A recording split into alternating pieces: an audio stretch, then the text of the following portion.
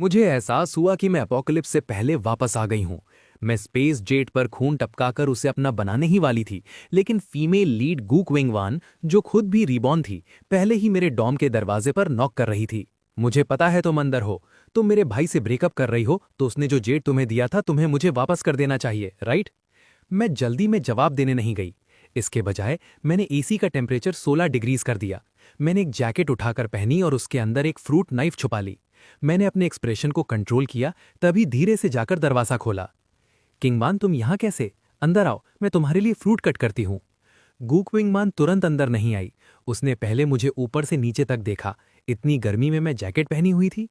क्या मैं भी रीबॉर्न हूं? क्या मैं उसे मारने का प्लान बना रही हूं? ये सोचकर वो तुरंत अलर्ट हो गई। मैंने उसका डाउट समझ लिया। मैं मुस्कुराई और समझाया, डॉम का एसी ठीक से कूल नहीं कर रहा था, इसलिए टेम्परेचर कम कर दिया। एक्सपेक्ट नहीं किया था कि इतनी ठंड हो जाएगी, इसलिए जैकेट पहनी है। वैसे तुम्हें ठंड लग रही है, मैं तुम्हें भी जैकेट दे दूं? मैंने बिल्कुल नेचुरल एक्ट किया। ऐसा नहीं लगा जैसे मैं मरकर वापस आई हूं। बहाना भी सही लग रहा था। किंगवान थोड़ी रिलैक्स हुई, तब वो अंदर आई। फ्रूट की जरूरत नहीं, तुम मेरे भाई से ब्रेकअप कर रही हो ना, बस जेट दे दो। मैंने झिझकने का नाटक किया। ठीक है, जेट दे सकती हूं, लेकिन इतने टाइम तक तुम्हारे भाई के साथ रहने के बाद ऐसे ही ब्रेकअप मुझे फेयर नहीं लगता। तुम्हारे फैमिली के पास पैसे की कमी नहीं है, थोड़ा कॉम्पनसेशन दे दो। गूक्विंग वन ये सुनकर अंदर ही अंदर खुश हो गई। पिछली जिंदगी में जब अपोकलिप्स आया था, उसका भाई क्रिपल हो गया था। मैं उसे छोड़कर चली गई थी। मेरे जैसे हार्टलेस लड़की को वो इस बार कभी अपने भाई पर डिपेंड करके अच्छी जिंदगी जीने नहीं देगी। उसने एक ब्लैक कार्ड निकाला और तन से बोला, इसमें 100 मिलियन है, पासवर्ड की जरूरत नहीं। मेरे भाई को कॉल करो, ब्रेकअप करो और जेट मुझे दे दो। आज के बाद हम अलग। गूकविंग वन इतनी जेनरस इसलिए थी क्योंकि 1 घंटे बाद ब्लैक लाइट आने वाली थी। ग्लोबल नेटवर्क क्रैश हो जाएगा, कार्ड का पैसा बेकार हो जाएगा। चाहे मेरे पास पैसा हो भी, मैं उसे खर्च करने के लिए जिंदा नहीं रहूंगी। उसकी आंखों में मजाक देखकर मुझे हंसी आई। क्या गूकविंग वन को लगता है कि पिछली जिंदगी में उसका भाई और वो मुझे प्रोटेक्ट कर रहे थे? अपोकलिप्स के शुरू में हम दोनों ही नॉर्मल लोग थे, बिना पावर्स के। सेफ जोन में जाने के बाद मैं प्रेग्नेंट थी और फिर भी रोज लेबल पॉइंट्स के लिए काम करती थी। मैं गूकविंग वन के लिए चोर्स करती थी ताकि वो आराम करे। वो पहले की तरह ही एक स्पॉइल लड़की थी। फिर जब म्यूटेंट बीस्ट्स ने सेफ जोन पर अटैक किया, मैं और गूकविंग वन दोनों डेंजर में थे। मेरे बॉयफ्रेंड गूफंग ने तुरंत गूकविंग वन को चूज किया। उसके पैर कट गए, मैं बच गई, लेकिन मैंने अपना बच्चा खो दिया। उसके बाद मैं टूट गई और उन्हें छोड़ दिया। जेड असल में गूफंग का नहीं था, वो मुझे स्टोन मार्केट ले गया था। मैंने खुद जेड का ओरिजिनल स्टोन चूज किया था। गूकविंग वन ने जेड देखते ही चाहा, वो बार बार मांगती रही। आखिर मैंने जेड को 2 पार्ट्स में तोड़ दिया, छोटा पीस उसे दे दिया। अपोकलिप्स के बाद मेरे जेड में स्पेस था, उसके जेड में भी स्पेस था, लेकिन छोटा। मैं सोच रही थी कि अगर इस बार दोनों जेड को जोड़ दिया तो शायद इवॉल्व हो जाए। ये सोचकर मैं वापस होश में आई। मैंने ब्लैक कार्ड संभाल कर रख लिया। उसके सामने ही मैंने गूफंग को कॉल किया। सब बताने के बाद गूफंग हंसा। 100 मिलियन के लिए ब्रेकअप, तुम चाहो तो मैं दे देता हूं। मैं चुप रही। अगर देना होता तो पहले दे देते। तुम्हारे फैमिली को हमारा साथ रहना पसंद है, मैं प्रेशर नहीं ले सकती। मैं कॉम्पनसेशन ले रही हूं, हम खत्म। तुम्हारी बहन जेनरस है, 100 मिलियन मेरे लिए काफी है। मैंने कॉल कट कर दिया। मुझे खुश ना देखकर गूकविंग वन हल्का सा मुस्कुराई। अपना वादा याद रखना, पैसे ले लिए, अब मेरे भाई के पास मत आना, वरना मैं तुम्हें नहीं छोड़ूंगी। ठीक है, अब जेट दो। सिर्फ 1 घंटा बचा था। उसे कंप्लीट स्पेस चाहिए था। उसका स्पेस सिर्फ 10 स्क्वायर मीटर का था और चीजें फ्रेश नहीं रख सकता था। मेरा स्पेस 50,000 क्यूबिक मीटर का था और फ्रेशनेस मेंटेन करता था। जेड मिलते ही वो सप्लाईज कलेक्ट करेगी। मैं हंसकर बोली, सॉरी, तुम्हारे भाई से बात करके मेरा मूड खराब हो गया, अब जेड के लिए अलग से पैसे देने पड़ेंगे। गूकविंगवान ने दांत भींच लिए, लेकिन उसके पास वक्त नहीं था। उसने अपने बैग से एक और कार्ड निकाला। उस वक्त जब वो डिस्ट्रैक्टेड थी, मैंने मौका लिया और फ्रूट नाइफ पकड़ ली। एक पल में मैंने उसका गला काट दिया। गूकविंगवान शॉक में रह गई, उसे यकीन नहीं हुआ। उसने फोन का पावर बटन दबाकर हेल्प बुलाने की कोशिश की। मैंने उसका हाथ किक कर दिया, फोन उसके हाथ से दूर गिर गया। थोड़ी देर में गूकविंगवान मर गई। फिर मैंने उसका सर काटकर फ्रीजर बैग में रख दिया। इतनी मेहनत मैंने किसी अजीब फेटिश के लिए नहीं की थी, बल्कि इसलिए क्योंकि पिछली जिंदगी में गूकिंग वान के पास बहुत अजीब पावर्स थीं। टाइम रिवर्सल और सोल पोजेशन जैसे पावर्स। टाइम रिवर्सल नाम से ही समझ आता है, टाइम को रिवर्स कर सकता था। और सोल पोजेशन से वो मरने के बाद किसी और के बॉडी में घुस सकती थी। मुझे नहीं पता था कि क्या वो इस जिंदगी में भी ये पावर्स ले आई है या नहीं। जस्ट इन केस मैंने उसका सर काट दिया। फिर मैंने उसका बैग खोला और सच में मुझे दूसरा जेड मिल गया। मैंने अपने कैबिनेट से एक ज्वेलरी बॉक्स निकाला और अपना आधा जेड निकाला। नाइफ धोने के बाद मैंने अपनी उंगली काटी और ब्लड रिचुअल किया। जेड ने मेरा खून एब्जॉर्ब कर लिया।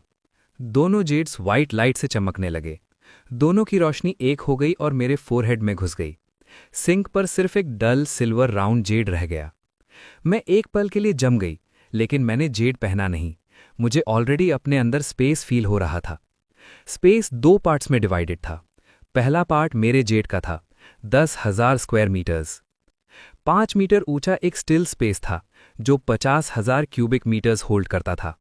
दूसरा पार्ट गुकिंग वान के स्पेस का आधा था। वो एक 10,000 स्क्वायर मीटर का लाइफ स्पेस था। ऊपर ब्लू स्काई और वाइट क्लाउड्स थे। एक छोटा हिल था जिसमें ग्रीन ग्रास थी। ऊपर एक पॉन्ड था जहां से स्प्रिंग वाटर कंटिन्यूसली निकल रहा था। 2 स्ट्रीम्स बनती थी, एक हिल के पीछे लेक में जाती थी और दूसरी ग्रास के अक्रॉस ब्लैक सॉइल में फ्लो करती थी। लाइफ स्पेस की बाउंड्री पर वाइट मिस्ट थी। जब मैंने स्पेस बैरियर को टच किया, मुझे पता चला कि मैं इसे कंट्रोल कर सकती हूँ। मैं अपने दिमाग से इसे एडजस्ट भी कर सकती हूँ। बैरियर के अंदर हर patch of black soil, light, temperature, humidity सब कंट्रोल हो सकता था। मैं एक्साइटेड हो गई। इसीलिए गुकिंग वान के पास इतने सप्लाईज थे। अपोकलिप्स के बाद भी वो नॉर्मल लाइफ जी रही थी। मुझे जल्दी करनी होगी और गुकिंग वान के सप्लाईज ले लेने होंगे। प्लांट्स और एनिमल्स म्यूटेट होने से पहले सीडलिंग्स उगानी होंगी, यंग वंस पैदा करने होंगे। मैं सीड्स और सीडलिंग स्पेस में भरने लगी। मैं स्पेस से बाहर आई। अब मेरा फोकस सिल्वर राउंड जेड पर था। मैंने नोटिस किया कि मैं अब इस जेड को सेंस कर सकती हूँ। तभी मेरे सामने कुछ वर्ड्स फ्लैश हुए। Space time Z level 5 recognising owner. मेरी आंखें चमक उठी। मैंने अपनी साइकिक पावर खुद पर यूज की। मेरे नाम के नीचे लिखा था bone age 21, psychic detection level 1, 1 meter के अंदर कुछ भी स्कैन कर सकती हूँ। बेसिक स्टैट्स, स्ट्रेंथ 4, स्पीड 6 बस पास, कॉन्स्टिट्यूशन 4 थोड़ा weak. Contract item space domain voluntarily recognises owner. Extra power life space level 5 upgrade हो सकता है। वॉलंटरी रिकग्निशन देखकर मैं हैरान हो गई। क्या पिछली जिंदगी में गुकिंग वान का स्पेस सिर्फ जेड के थ्रू ही यूज होता था? शायद इसलिए क्योंकि स्पेस टाइम जेड का कोई ओनर नहीं था। मैं थोड़ी देर तक सिल्वर जेड से बात करती रही लेकिन कोई रिस्पॉन्स नहीं मिला। तो मैंने उसे एक बॉक्स में रखा और स्टिल स्पेस के कोने में फेंक दिया। मैंने अपना फोन अनलॉक किया। टाइम था 5:15 PM। अपोकलिप्स में सिर्फ 45 मिनट्स बचे थे। मुझे जल्दी करनी थी। मैंने गुकिंग वान की बॉडी स्पेस में डाल दी। डॉम का सारा सामान उठाया और स्पेस में पैक कर दिया। सन हैट, मास्क, सनग्लासेस पहने। उसके बैग से कार कीज निकाली। टैबलेट लेते हुए चलते चलते मैंने चाइना के मैप्स डाउनलोड किए। Provinces, highways, roads, crop maps, seed banks, locations, gas stations, factory maps, 1000 year old trees के डिस्ट्रीब्यूशन। मैं जल्दी से डॉम से निकली। पार्किंग लॉट में गुकिंग वान की कार मिली। कार सर्च की और मल्टीपल कीज मिले, उसके शॉपिंग मॉल्स के। सुबह ही मैंने ऑर्डर दिया था कि सब मॉल्स क्लोज कर दिए जाएं। अब तक सब क्लियर हो चुका होगा। अब बस जे डिपेंडेंट से सब सामान उठाने का वेट करना था। टाइम बहुत कम था। मैं नियरेस्ट मॉल तक ड्राइव करके गई। रेड लाइट पर होते हुए प्लान्स और लिस्ट्स बनाती रही। मैं वेट नहीं करना चाहती थी, लेकिन रोड पर बहुत लोग और गाड़ियां थीं। किसी को हिट करना टाइम वेस्ट करता। मॉल पहुंचते ही सिर्फ 20 मिनट बचे थे।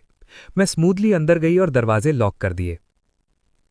उधर गूफंग बार बार गुकिंग वान को कॉल कर रहा था, लेकिन कांटेक्ट नहीं हो रहा था।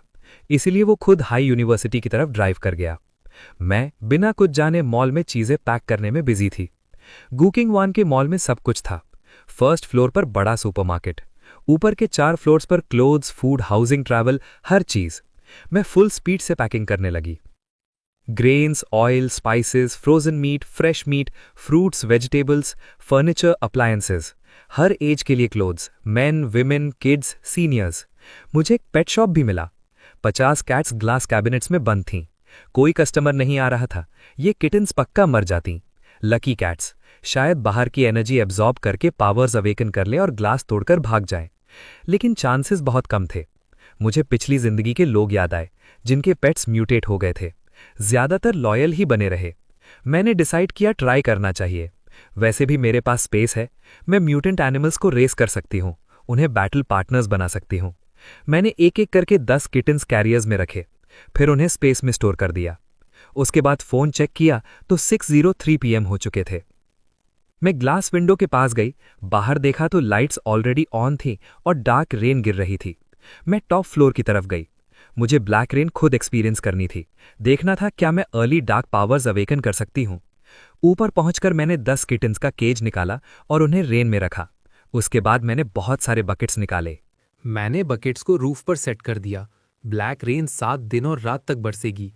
इस दौरान क्रीचर्स एनर्जी मॉलिक्यूल्स अब्जॉर्ब करते हैं, जो उन्हें फ्यूज कर लेते हैं। उनकी पावर्स अवेकन हो जाती हैं। जो फेल होते हैं वो ब्लैक रेन के टॉक्सिन से पॉइजन हो जाते हैं और जॉम्बीज बन जाते हैं। जो ना सक्सीड करते हैं न फेल, वो नॉर्मल रहते हैं।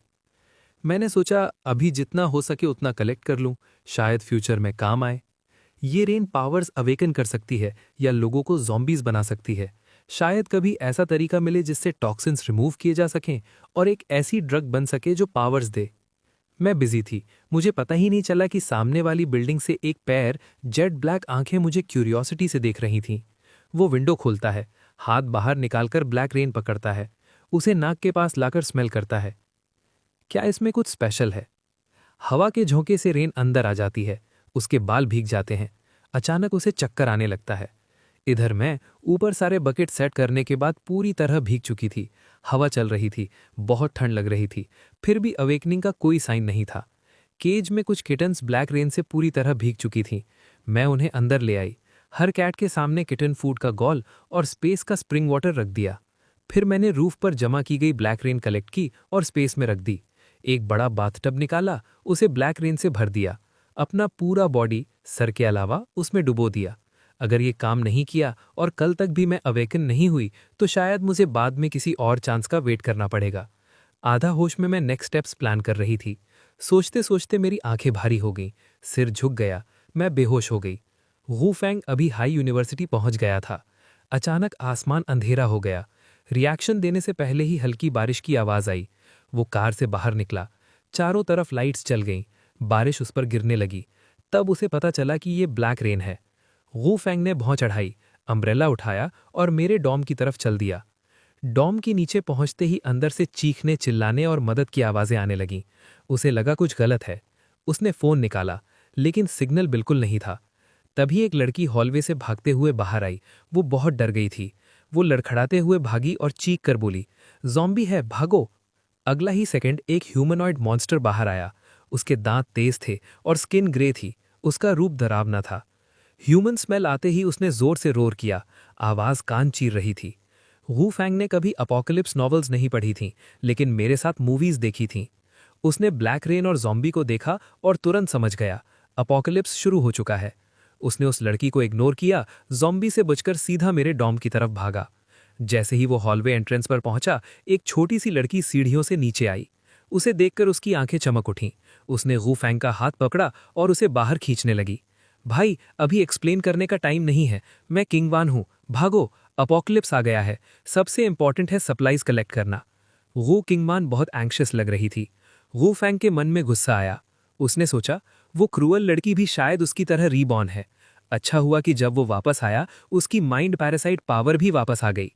अपोकलिप्स के बाद सेकेंड फ्लोर की एक लड़की ने अपनी पावर अवेकन की थी, लेकिन वो ज़ॉम्बीज से डर गई थी, इसलिए वो उसके बॉडी में घुसकर रीबॉर्न हो गया। दूसरे के बॉडी को यूज करके वापस आने पर उसे उस बॉडी की मेमोरीज नहीं मिलती, लेकिन एबिलिटीज मिल जाती हैं। वू फैंग ने उस अनफेमिलियर फेस को देखा। उसने तुरंत उसका हाथ झटका और ठंडे टोन में बोला, "तुम कौन हो?" वू किंगवान ने जल्दी से कहा, "भाई, मैं सच में किंगवान हूं। याद है जब मैं 5 साल की थी तुम मुझे हाइकिंग पर ले गए थे और डिच में फेंक दिया था? और मुझे पता है तुम्हारे वेस्ट पर मोल है, मेरे पैर के तलवे पर भी है।" पीछे से ज़ॉम्बीज की गरज आने लगी। वू किंगवान ने घबरा कर कहा, "भाई, पहले कार तक चलते हैं, मैं बाद में सब एक्सप्लेन करूंगी।" जो बातें वो कह रही थी वो सिर्फ उसे और उसकी बहन को ही पता थीं। फिर भी वू फैंग को यकीन नहीं हुआ। वो सस्पिशियस था। उसने पूछा, "उसका क्या?" जैसे ही उसका जिक्र हुआ, वू किंगवान गुस्से से बोली, "भाई, उसका नाम मत लो, उसने मुझे मार दिया। अगर मैंने माइंड पैरासाइट अवेकन करके रिवाइव नहीं किया होता तो तुम मुझे कभी दोबारा नहीं देख पाते।" वू फैंग को यकीन नहीं हुआ। मैं तो एक ऐसी लड़की थी जो कार एक्सीडेंट के बाद हिल भी नहीं सकती थी। मैं किसी को कैसे मार सकती थी? दोनों कार में बैठ गए। वू किंगवान ने अपनी रीबर्थ के बारे में बताया और ये भी कि वू फैंग भी रीबॉर्न हुआ है। उसने मुझे मारकर मेरा जेड ले लिया, जो तुमने हमें दिया था, सिल्वर जेड पेंडेंट। एक मेरे लिए, एक उसके लिए। मेरे जेड में 10 स्क्वायर मीटर का लाइफ स्पेस था, उसके जेड में स्टैटिक स्पेस था, बहुत बड़ा, 50,000 मीटर। अपना स्पेस खो देने के बाद गू किंगवान का दिल टूट गया था। गू किंगवान ने दुखद भरे टोन में कहा, भाई हमें उसे जल्दी ढूंढना होगा, स्पेस वापस लेना होगा। गू फैंग ने सोचा भी नहीं था कि उसने जो स्टोन रैंडमली पिक किया था वो एक्चुअली स्पेस निकलेगा। उसने थोड़ी देर सोचा, हाई किंग इतना बड़ा है, इंटरनेट भी बंद है, उसे ढूंढना मुश्किल होगा। और जैसे तुमने कहा, वो मरने के बाद ही रीबॉर्न हुआ है। उसने अपोकलिप्स में कितना टाइम सर्वाइव किया, कौन सी पावर अवेकन की? गू किंगवान के पास जवाब नहीं था। अपोकलिप्स के पहले साल के एंड तक तुम्हारे पैर एक म्यूटेंट बीस्ट ने काट लिए थे और उसने तुम्हें छोड़ दिया था। वो एक आदमी के साथ जिंग सिटी चली गई। उसके बाद मैंने उसे कभी नहीं देखा। मुझे नहीं पता वो कितने टाइम तक जिंदा रहा या उसने कौन सी पावर अवेकन की। ये सुनकर कि उसने उसे छोड़ दिया, गूफंग की आंखें ठंडी हो गईं। उसने मुझे छोड़ दिया, मेरी छोटी बहन को मार दिया और उसका जेड पेंडेंट चुरा लिया। क्या उसे पता था कि तुमने माइंड पैरासाइट पावर अवेकन की थी? गू क्विंगवान ने सर हिला दिया। जब उसने हमें छोड़ा तब तक मैंने कोई पावर अवेकन नहीं की थी। गू क्विंगवान ने फिर कहा, वैसे भाई, ब्लैक रेन में भीग जाना, तुम definitely powerful lightning ability awaken करोगे। अब मैं एक स्पेस यूजर हूं, लेकिन मेरा स्पेस बहुत छोटा है, सिर्फ 10 क्यूबिक मीटर्स। मैं बस थोड़ा सर्वाइवल सप्लाई स्टोर कर सकती हूं। ब्लैक रेन के बाद हैवी रेन होगी, हाइचेंग जल्दी या देर फ्लड हो जाएगा। हमें जल्दी से हाइचेंग छोड़ना होगा। मैंने सिटी के बाहर एक वेयरहाउस में काफ़ी सप्लाईज और गैसोलीन स्टोर किया है, लेकिन बिना स्पेस स्टोरेज के हम ज़्यादा नहीं ले जा सकते। गू फंग ने सीरियस होकर सर हिला दिया। रात जल्दी बीत गई। ब्लैक वाटर में भीगने के बाद मेरा पूरा बॉडी जल रहा था। फीवर की वजह से सब कुछ घूम रहा था। जब मेरा टेम्परेचर फाइनली कम हुआ तब धीरे धीरे होश वापस आया। तेज भूख और कमजोरी महसूस हुई। मैंने धीरे से आंखें खोली। स्पेस रोशन था, धूप मेरी पलकें छू रही थी। मैंने देखा बाथटब का पानी फिर से साफ हो गया था। मेरा दिल जोर से धड़का। मैं खड़ी होने की कोशिश की, लेकिन पैर कमजोर थे, मैं वापस गिर गई। भूख से तड़प कर मैं बाथटब से बाहर निकली। मैंने अपना दिमाग स्टैटिक स्पेस में भेजा, 3 स्निकर्स बार्स निकाले और खा लिए। उन्हें खाने के बाद थोड़ी स्ट्रेंथ वापस आई। मेरा पूरा बॉडी चिपचिपा और बदबूदार था। मैं स्ट्रीम में कूद गई और खुद को धोया। नीचे वाला स्ट्रीम लगभग 2 मीटर चौड़ा था, ऊपर जाते जाते पतला होता जाता था। माउंटेन पीक पर जो स्प्रिंग था वो लगभग 5 स्क्वायर मीटर का था, जहां से पानी लगातार निकल रहा था। वो पानी नीचे बहकर स्ट्रीम्स बनाता था। स्प्रिंग के पानी में हल्की सी एनर्जी थी। पानी साफ और मीठा था। ड्राउट में भी पानी की कमी नहीं होगी। स्ट्रीम का पानी डेली यूज के लिए यूज हो सकता है। मैंने सोचा कि कभी लॉन पर एक वुडन कैबिन बनाऊंगी और एक टॉयलेट भी। ये सोचते हुए मैंने अपनी मेंटल पावर से स्प्रिंग को चेक किया। ग्रेड 1 स्पिरिचुअल स्प्रिंग, थोड़ी एनर्जी है, हल्की टॉक्सिन्स को प्यूरिफाई कर सकता है, लंबे टाइम तक पीने से लाइफ एक्सटेंड होती है, अपग्रेड हो सकता है। मैं हैरान रह गई, अपग्रेड हो सकता है? ये सच में स्पिरिचुअल वाटर था, लेकिन इसका इफेक्ट अभी स्ट्रांग नहीं था। फिर भी अपग्रेड होना एक बड़ी बात थी। सवाल ये था, अपग्रेड कैसे होगा? लाइफ स्पेस लेवल 5 था, लेकिन स्प्रिंग सिर्फ लेवल 1। मतलब स्प्रिंग स्पेस के साथ ऑटोमेटिकली लेवल अप नहीं होता। मैंने फिलहाल इस बात को साइड में रखा। अब सबसे जरूरी ये था, क्या मैंने अपनी पावर्स अवेकन कर ली हैं? नहाकर, क्लीन क्लोथ्स पहनकर और बाल सुखाने के बाद मैंने तुरंत अपनी पावर यूज करके खुद को स्कैन किया। गूलिंग, 21 साल, सुपर पावर, ESP स्कैन। मैं अपने पूरे बॉडी को शैडो में बदल सकती हूँ। मैं सेमी फिजिकल स्टेट में एंटर करती हूँ। इस दौरान मैं ज़्यादातर फिजिकल अटैक से इम्यून हूँ। मैं रेलिंग्स, की होल्स और छोटी गैप्स के थ्रू निकल सकती हूँ। Bound object, time space field. Additional power, life space level 5। खुद को शैडो बनते देखकर मैं शॉक हो गई। पहले जब मेरी डार्क टाइप पावर अवेकन हुई थी, मैं सिर्फ शैडोज में हाइड हो सकती थी। वो सिर्फ स्टेल्थ के लिए था, इतना पावरफुल नहीं था। अब मैं शैडो बनकर ज़्यादातर फिजिकल अटैक्स इग्नोर कर सकती हूँ। पहले ये सिर्फ 10 मिनट चलती थी, अब मैं 1 घंटे तक शैडो रह सकती हूँ। ये सप्लाई गैदर करने और एनिमीज को असैसिनेट करने के लिए परफेक्ट है। मैं बहुत एक्साइटेड थी। मैंने पावर एक्टिवेट की, मेरा पूरा बॉडी सेमी ट्रांसपेरेंट शैडो बन गया। सिर्फ 1 मिनट यूज़ किया, लेकिन तुरंत भूख लग गई। मैंने एक स्निकर्स बार मुंह में डाला और स्पेस से बाहर आई। जैसे ही मैं बाहर निकली, एक फैंग्ड वाला किटन मुझ पर जंप किया। मैंने तुरंत अपनी पावर यूज़ की और शैडो बन गई। उसकी क्लॉज सीधा मेरे थ्रू निकल गए। मुझे कुछ फील नहीं हुआ। तब मुझे अपनी पावर की वीकनेस समझ आई। जब मैं सेमी इंटेंजिबल होती हूँ, मैं अटैक नहीं कर सकती। मैंने तुरंत स्पेस से एक बोनिंग नाइफ निकाला और नॉर्मल स्टेट में वापस आई। ज़ॉम्बी किटन के दोबारा अटैक का वेट किया और एक ही स्ट्राइक में उसे मार दिया। ज़ॉम्बी किटन को मारने के बाद मुझे पता चला कि अंधेरा होने के बाद भी मैं सब कुछ क्लियरली देख सकती हूँ। शायद ये मेरी डार्क टाइप पावर की स्पेशल एबिलिटी थी। 10 केजेस में से 5 किटन्स ज़ॉम्बीज बन गई थीं। सिल्वर फॉक्स मेन कून बड़ा हो गया था, वो अपना पॉ लिक कर रहा था, फिर मुझे कूल एटीट्यूड से देखा। शाओजिन ने अपने बोल का लास्ट फूड खत्म कर दिया। फ्लेम रैग डॉल कैट अपनी बड़ी मिंट ब्लू आइज से मुझे क्यूरियोसिटी से देख रही थी। सबसे ज्यादा सरप्राइजिंग था ब्लू स्कॉटिश फोल्ड। वो भी बड़ा हो गया था, लेकिन ज़ॉम्बी नहीं बना, वो म्यूटेंट बीस्ट बन गया। शायद जब मैंने ज़ॉम्बी किटन को मारा तो वो डर गया। अब वो कॉर्नर में सिकुड़कर कांप रहा था। लास्ट केज खाली था। मैंने पहले 4 नॉर्मल किटन्स को स्पेस में डाल दिया। फिर मेरी नज़र उस पर पड़ी जिसे मैंने अभी मारा था, डेड ज़ॉम्बी किटन। उस किटन ने शायद कोई स्पेशल पावर अवेकन की थी, तभी वो बाहर निकल पाया। मैंने नाइफ से उसका ज़ॉम्बी हेड काट कर चेक किया, लेकिन कोई क्रिस्टल कोर नहीं मिला। मुझे छोड़ना पड़ा। फिर मैंने बाकी के 5 ज़ॉम्बी किटन्स को भी मार दिया। तब जाकर मैं हॉलवे से बाहर निकली, वापस शैडो मोड में आ गई। मुझे नहीं पता मैं टब में कितनी देर सोई थी, लेकिन रूफटॉप पर जो बकेट्स ब्लैक रेन कलेक्ट करने के लिए रखे थे, सब के सब भर चुके थे। मेरे दिमाग में एक आइडिया आया, ब्लैक रेन को स्किल के थ्रू यूज करने का। ब्लैक रेन में अननोन सब्सटेंस होता है। ये छोटी सी लाइन देखकर मैं थोड़ा सोच में पड़ गई।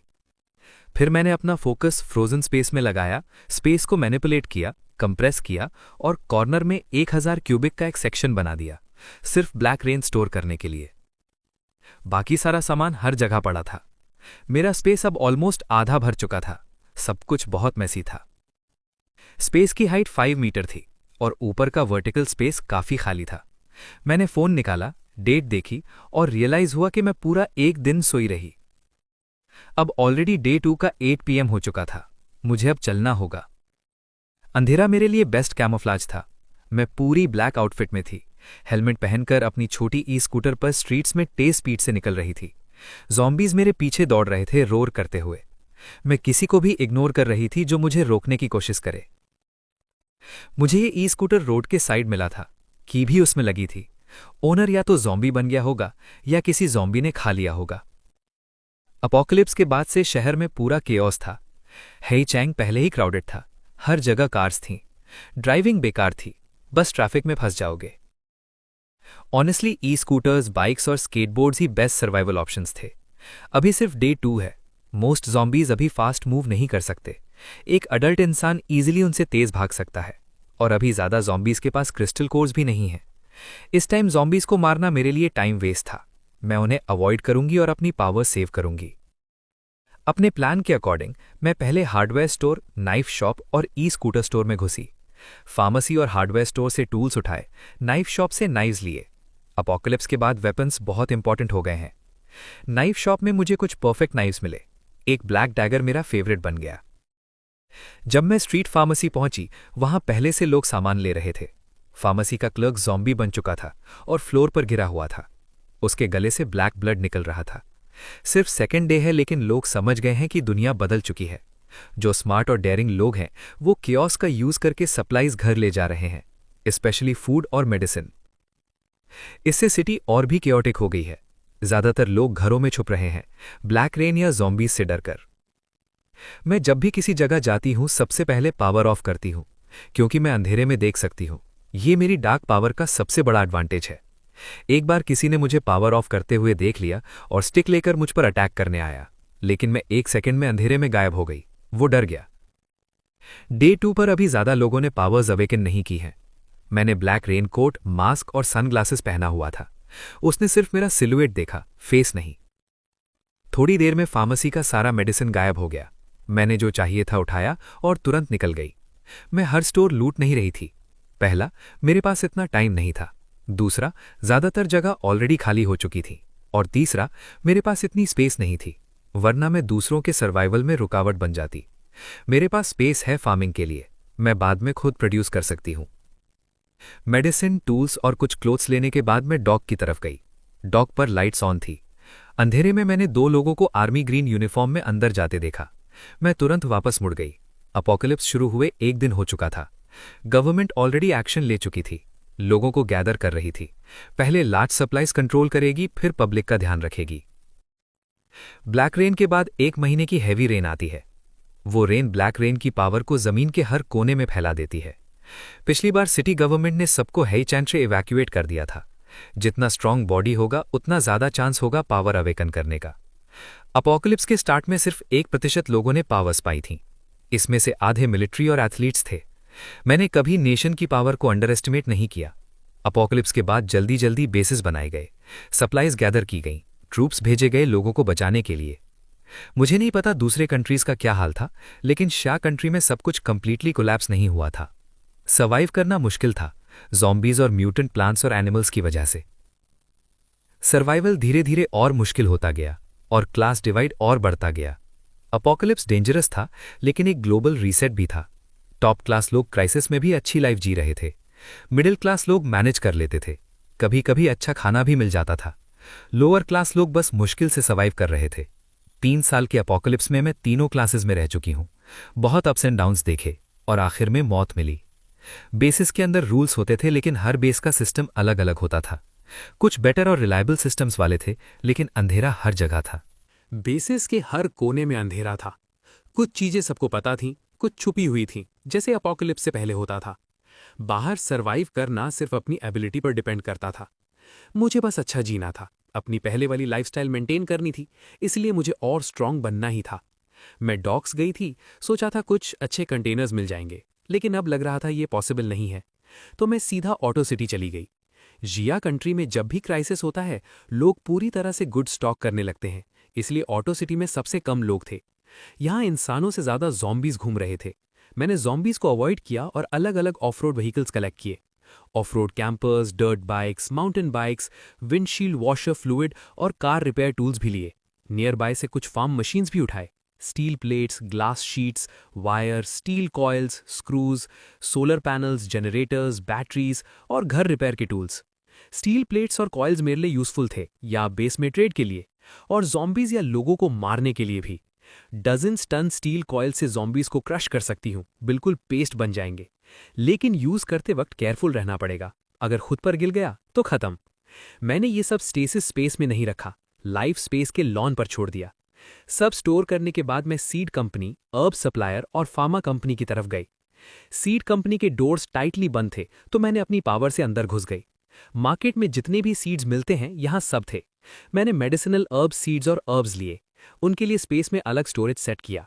फार्मिंग और मेडिसिन के बुक्स भी मिले, सब स्पेस में डाल दिए। ट्री नर्सरी सबर्ब्स में था, इसलिए वहां नहीं गई, सीधा नियरेस्ट फार्मर्स मार्केट गई। वहां लाइव एनिमल्स थे, कुछ म्यूटेट होना स्टार्ट हो चुके थे, पूरा केओस था। मैं शैडो बनकर क्वाइटली चीजें कलेक्ट करने लगी। एक म्यूटेंट बड़ी चिकन के प्रोटेक्शन में जो छोटे चिकन्स थे उन्हें चुरा लिया। Non mutant geese, native chickens, ducks, rabbits सब केजेस के साथ स्पेस में डाल दिए। फिश और क्रेफिश जो लाइव थे उन्हें जार्स में, डेड वाले स्टोरेज में। जो म्यूटेट हो रहे थे उन्हें छोड़ दिया। निकलने से पहले और राइस, फ्लावर, सीजनिंग्स लिए। Meat, poultry, eggs, milk, vegetables, fruits, pickle vegetables, preserved mustard, preserved meat, dried goods भी लिए। रोस्टेड चेस्टनट मशीन भी उठा ली। फ्लावर सेक्शन से गुजरते हुए फ्लावर्स और ग्रीन प्लांट्स भी ले लिए। स्टाफ फ्लावर सीड्स क्लीन कर रहे थे, मैंने वो भी ले लिए। मार्केट के स्टाफ ने देखा कि चीजें हवा में गायब हो रही हैं, वो डर से जम गए, लेकिन तब तक मैं मार्केट छोड़ चुकी थी। बाहर आते ही मुझे चक्कर आने लगा, पैर कमजोर हो गए, बॉडी पूरी भीगी हुई थी, बहुत भूख लगी थी और पावर्स ऑलमोस्ट खत्म हो चुकी थी। टाइम नहीं था चेंज करने का। मैंने जल्दी से फूड खाया, स्पेस का स्प्रिंग वाटर पिया और स्कूटर पर गू किंग वान के वेयरहाउस की तरफ निकल गई। ब्लैक रेन अभी भी गिर रही थी। सुबह 4 बजे मैं वेयरहाउस के पास पहुंची। मेरी पावर्स अभी रिकवर नहीं हुई थी, इसीलिए मैंने की से गेट खोलने की कोशिश की, लेकिन गेट नहीं खुला। लग रहा था अंदर से लॉक है। मैं तुरंत अलर्ट हो गई, क्या किसी ने वेयरहाउस पहले ही ले लिया? मैं तुरंत शैडोज में छुप गई। स्पेस से स्प्रिंग वाटर निकाला। पहला सिप लेते ही थोड़ी पावर वापस आई। पता नहीं ये पावर रिकवरी में हेल्प करता है या नहीं। मैंने पूरी बॉटल पी ली। मेरा ड्रेन्ड पावर धीरे धीरे वापस आने लगा। रिकवरी अभी भी स्लो थी, लेकिन नेचुरल से काफी फास्ट। पहले अगर पावर खत्म हो जाती तो 3 दिन लगते रिकवर होने में, अब सिर्फ 1 दिन लग रहा था। थोड़ी पावर रिकवर होने के बाद भी मैं तुरंत अंदर नहीं गई। मैं शैडो बनकर स्पेस में चली गई। अंदर से मैं बाहर देख सकती थी, लेकिन सिर्फ वही जो मेरी आंखों के सामने था। तभी एक एसयूवी और कुछ ट्रक्स वेयरहाउस के बाहर आकर रुक गए। एसयूवी का डोर खुला। एक लंबा आदमी बाहर निकला। उसका चेहरा देखते ही मेरी आंखें सिकुड़ गई। अगर गूफेंग यहां आ गया है, इसका मतलब गू किंग वान सच में नई बॉडी में जिंदा है और उसने सब कुछ बता दिया है। मैंने नाइफ और टाइट पकड़ लिया। गूफेंग को आज रात मरना ही होगा। अगर वो यहां है तो उसे दोबारा मरना पड़ेगा। पहले वाली मैं शायद गूफेंग की परवाह करती, लोग क्या कहेंगे वो सब सोचती। ये भी सोचती कि वो मुझे प्यार करता है या नहीं, और उसने मेरी जान बचाई थी, उसका एहसान भी। लेकिन अब मैं बिल्कुल ठंडी और टूट चुकी हूं। मुझे कोई नहीं रोक सकता। जब तक गूफेंग जिंदा है वो मेरा सबसे बड़ा दुश्मन है, गू किंग वान से भी ज्यादा डेंजरस। मैंने गहरी सांस ली, गीले कपड़े उतारे, टॉवल से बॉडी साफ की, क्लीन क्लोथ्स पहने, स्पेस से जर्की निकाला, खाया, स्प्रिंग वाटर पिया। मेरी स्ट्रेंथ और पावर्स वापस आ गई।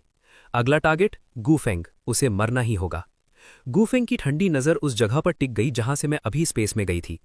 मेरे व्यू से हमारी आंखें मिली। गूफेंग थोड़ा सा भौएं चढ़ाता है। मैंने नाइफ और टाइट पकड़ लिया। सिर्फ दूसरा दिन है एपोकलिप्स का और वो इतना शार्प है। उसने शायद अभी पावर अवेकन कर ली है। उसकी थंडर पावर शुरू हो चुकी है। वो फिजिकल और मैजिकल दोनों एनर्जी से अटैक कर सकता है। मुझे नहीं पता मैं उससे कैसे बचूंगी। जैसे जैसे गूफेंग स्ट्रांग होता जाएगा, उसे मारना मेरे लिए और मुश्किल हो जाएगा। पिछली जिंदगी में गूफेंग मेल लीड जितना ही स्ट्रांग था। फीमेल लीड के लिए मेल लीड के बाद सबसे बड़ा सपोर्ट वही था। गूफेंग को लग रहा था जैसे कोई उसे देख रहा हो। उसकी पीठ ठंडी पड़ गई। बारिश ने उसके कपड़े भिगो दिए थे। एक ठंडी लहर उसके बॉडी से गुजर गई। उसने सोचा शायद वो ज्यादा सोच रहा है। मैं देख रही थी जब गूफेंग वेयरहाउस के दरवाजे तक गया। उसने पहले 2 बार जोर से नॉक किया, फिर 3 बार लगातार, फिर 2 और नॉक्स। उसने ये पैटर्न रिपीट किया। दरवाजे से 3 हल्की आवाजें आईं। फिर एक छोटी सी लड़की ब्लैक लेदर जैकेट पहने हुए दरवाजा खोलती है। भाई, तुम फाइनली आ गए। गू क्विंग वन एक्साइटेड लग रही थी। अपने स्पेस के अंदर मैंने उसकी आवाज सुनी। मैं हल्की सी मुस्कुराई। गूफेंग अंदर गया। गाड़ी से उतरने वाले लोग भी उसके पीछे गए। वेयरहाउस में टोटल 7 लोग थे। उनमें से 4 को मैं पहचानती थी। गूफेंग के 2 बॉडीगार्ड्स, उसका असिस्टेंट लिंजो और सेक्रेटरी वेंजी। मेरी ठंडी नज़र लिंजो पर टिक गई।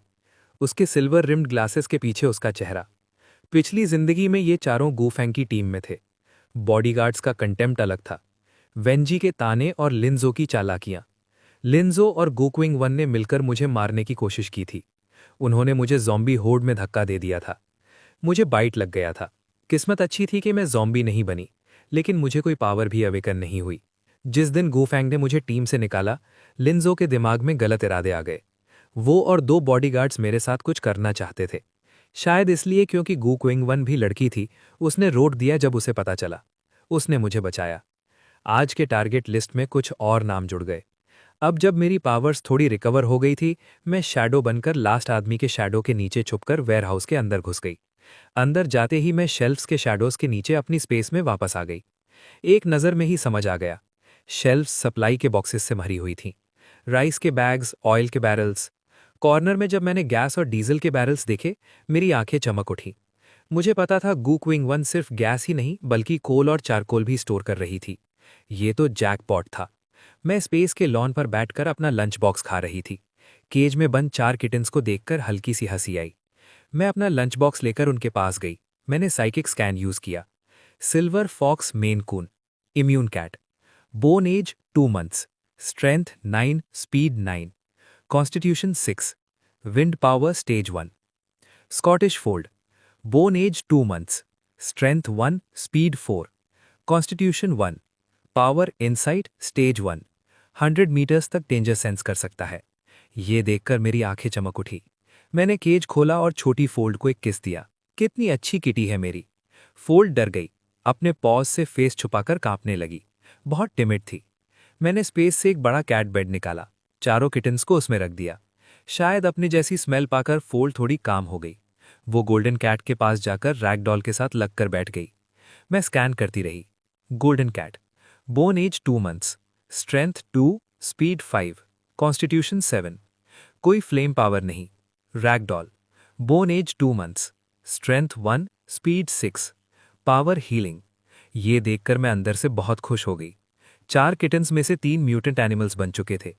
अगर इनकी पावर स्ट्रेव हो गई तो ये बहुत यूजफुल होंगे। Healing type, danger sensing ability और स्ट्रॉन्ग विंड पावर। अगर म्यूटेंट एनिमल्स के साथ कॉन्ट्रैक्ट हो सके जैसे मेरे स्पेस के साथ है तो परफेक्ट होगा। मैंने जल्दी से खाना फिनिश किया। फिर नाइफ निकाला और अपनी उंगली हल्का सा काटकर हर किटन के हेड पर खून टपकाया। कुछ मिनट बीत गए, कुछ नहीं हुआ। मैंने सांस ली, उनके हेड्स पर हाथ फेरा और टिश्यू से खून साफ कर दिया। रैगडॉल ने अपनी नाक हिलाई, टंग निकाली और फोल्ड के हेड पर लगा खून लिक कर लिया। तब मुझे कुछ अजीब महसूस हुआ। मैंने रैगडॉल की ब्लू आंखों में देखा। वो मुझे देख रही थी, सिर हल्का सा टिल्ट करके। म्याओ, बहुत क्यूट लग रही थी।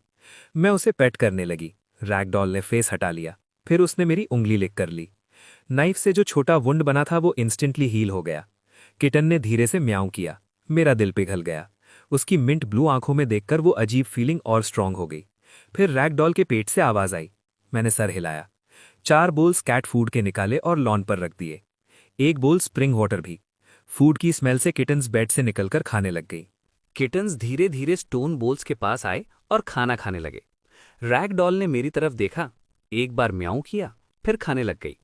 मेन कून धीरे से बेड से निकला, बोल के पास आया, खाने से पहले ऊपर देखा, अपनी अंबर आंखों से मुझे हाफ क्लोज नजर से देखा, जैसे प्राउड हो।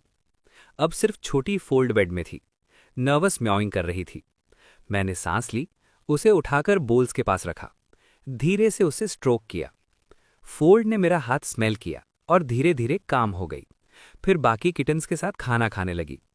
मेन कून सबसे ग्रेसफुली खा रहा था, रैगडॉल सबसे धीरे।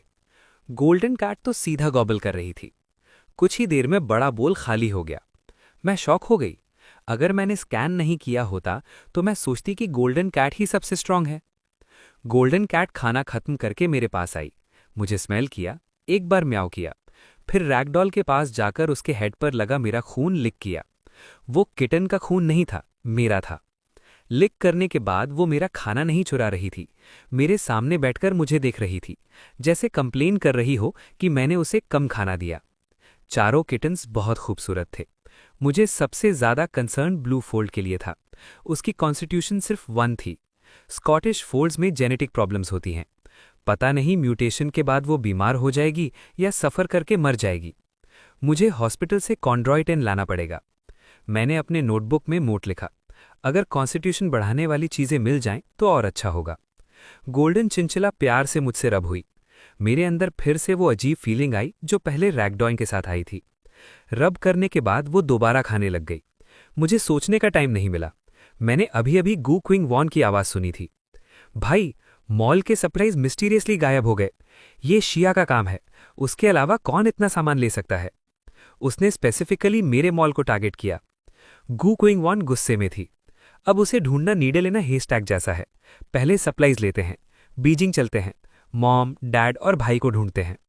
वो गुस्से में थी लेकिन जानती थी कि अभी मेरे खिलाफ कुछ नहीं कर सकती। गू फैंग लोगों को लीड कर रहा था, सप्लाईज ट्रक्स और एसयूवीज में शिफ्ट करने के लिए।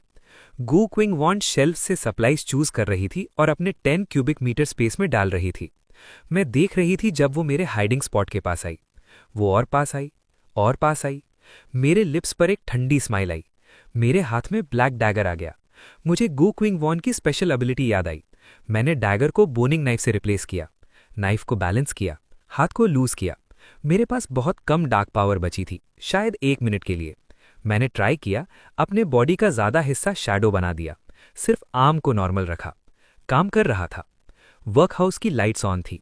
स्पेस से बाहर आकर भी मैं शेल्फ्स के शैडोज में छुप सकती थी। जब गू क्विंग वॉन मेरे से सिर्फ 1 मीटर दूर थी, मैंने बोनिंग नाइफ उठाया, स्पेस से बाहर आई और एक ही मोशन में उसका सिर काट दिया। फिर तुरंत नाइफ स्पेस में वापस डाल दिया, अपना पूरा बॉडी शैडो में ब्लेंड कर दिया, स्पेस में वापस जाकर पावर कैंसिल कर दिया। सब कुछ सिर्फ 2 सेकंड्स में हो गया। जैसे ही गू क्विंग वॉन ने शेल्फ को टच किया, अलार्म बज उठा। लेकिन सब कुछ इतना फास्ट हुआ कि वो रिएक्ट नहीं कर पाई। उसे पता भी नहीं चला किसने अटैक किया। एक ठंडी सी फीलिंग उसके रिस्ट पर आई। चिल्लाने का टाइम भी नहीं मिला। उसका सिर उसकी बॉडी से अलग हो गया, जमीन पर गिर पड़ा। वेंजी जो पास में था डर के मारे चिल्लाया। वो आवाज सुनकर आगे आया। उसने गू क्विंग वॉन की बॉडी गिरते हुए देखा। उसके गले से खून बह रहा था। उसका सिर शेल्फ से टकराकर घूमता हुआ उसके पैरों के पास आ गिरा। आह! वेंजी जोर से चीखा। वो वहीं जम गया। उसका बॉडी कांप रहा था, हिल भी नहीं पा रहा था। उसकी चीख सुनकर सब लोग आ गए। बाहर के ज़ॉम्बीज भी आवाज सुनकर वर्कहाउस की तरफ आने लगे। वेंजी, क्या हुआ? लिन जू सबसे पहले पहुंचा। उसने वेंजी की तरफ हाथ बढ़ाया। वेंजी ने कांपते हुए हाथ से गू क्विंगवॉन की बॉडी की तरफ इशारा किया। लिंजू की आंखें फैल गई। बाकी लोग भी शॉक में थे। वर्कहाउस में कोई और है। सब अलर्ट हो गए, लेकिन कोई भी गू क्विंगवॉन की बॉडी के पास जाने की हिम्मत नहीं कर रहा था। चीख के बाद वर्कहाउस में एक अजीब सा नाका छा गया। डर सबके दिल में फैल गया। तब गू फैंग बाहर से अंदर आया। उसने तुरंत फील किया कि कुछ गलत है। बाहर ज़ॉम्बीज़ की आवाज़ और तेज हो गई। उसने तुरंत वर्कहाउस का गेट बंद कर दिया। गू फैंग के आते ही सबको लगा जैसे उन्हें लीडर मिल गया हो। सबसे इंपॉर्टेंट, जो मारा था वो गूफेंग की अपनी बहन गू किंग वान थी। वेंची का बॉडी कांप रहा था जब वो गूफेंग के पास आया। बॉस, आपकी बहन वो मर गई। गूफेंग का एक्सप्रेशन तुरंत बदल गया। वो शेल्फ्स को पुश करके आगे बढ़ा। खून की तेज स्मेल आई। उसने गू किंगवान का बॉडी देखा, सिर अलग पड़ा था। किंगवान? वो आगे बढ़ा लेकिन लिन झाओ ने उसे रोक लिया। मिस्टर गू, सिचुएशन क्लियर नहीं है, हमें एक्स्ट्रा केयरफुल रहना होगा। गू फैंग ने अपनी बहन की एबिलिटी के बारे में सोचा, फिर वेंजी की तरफ देखा। एरिया स्कैन किया। शेल्फ्स के अलावा सिर्फ सप्लाई बॉक्सेस थे। बॉक्सेस छोटे थे, किसी इंसान के छिपने लायक नहीं। मिस्टर गू, मैंने कुछ गिरने की आवाज सुनी। मैं तुरंत आया, बस आकर ये सीन देखा। आपकी बहन का बॉडी सीधा गिरा और सिर रोल होके मेरे पास आ गया। मैंने किसी को नहीं देखा। वेंजी अब थोड़ा काम हुआ था, लेकिन अब भी डर रहा था।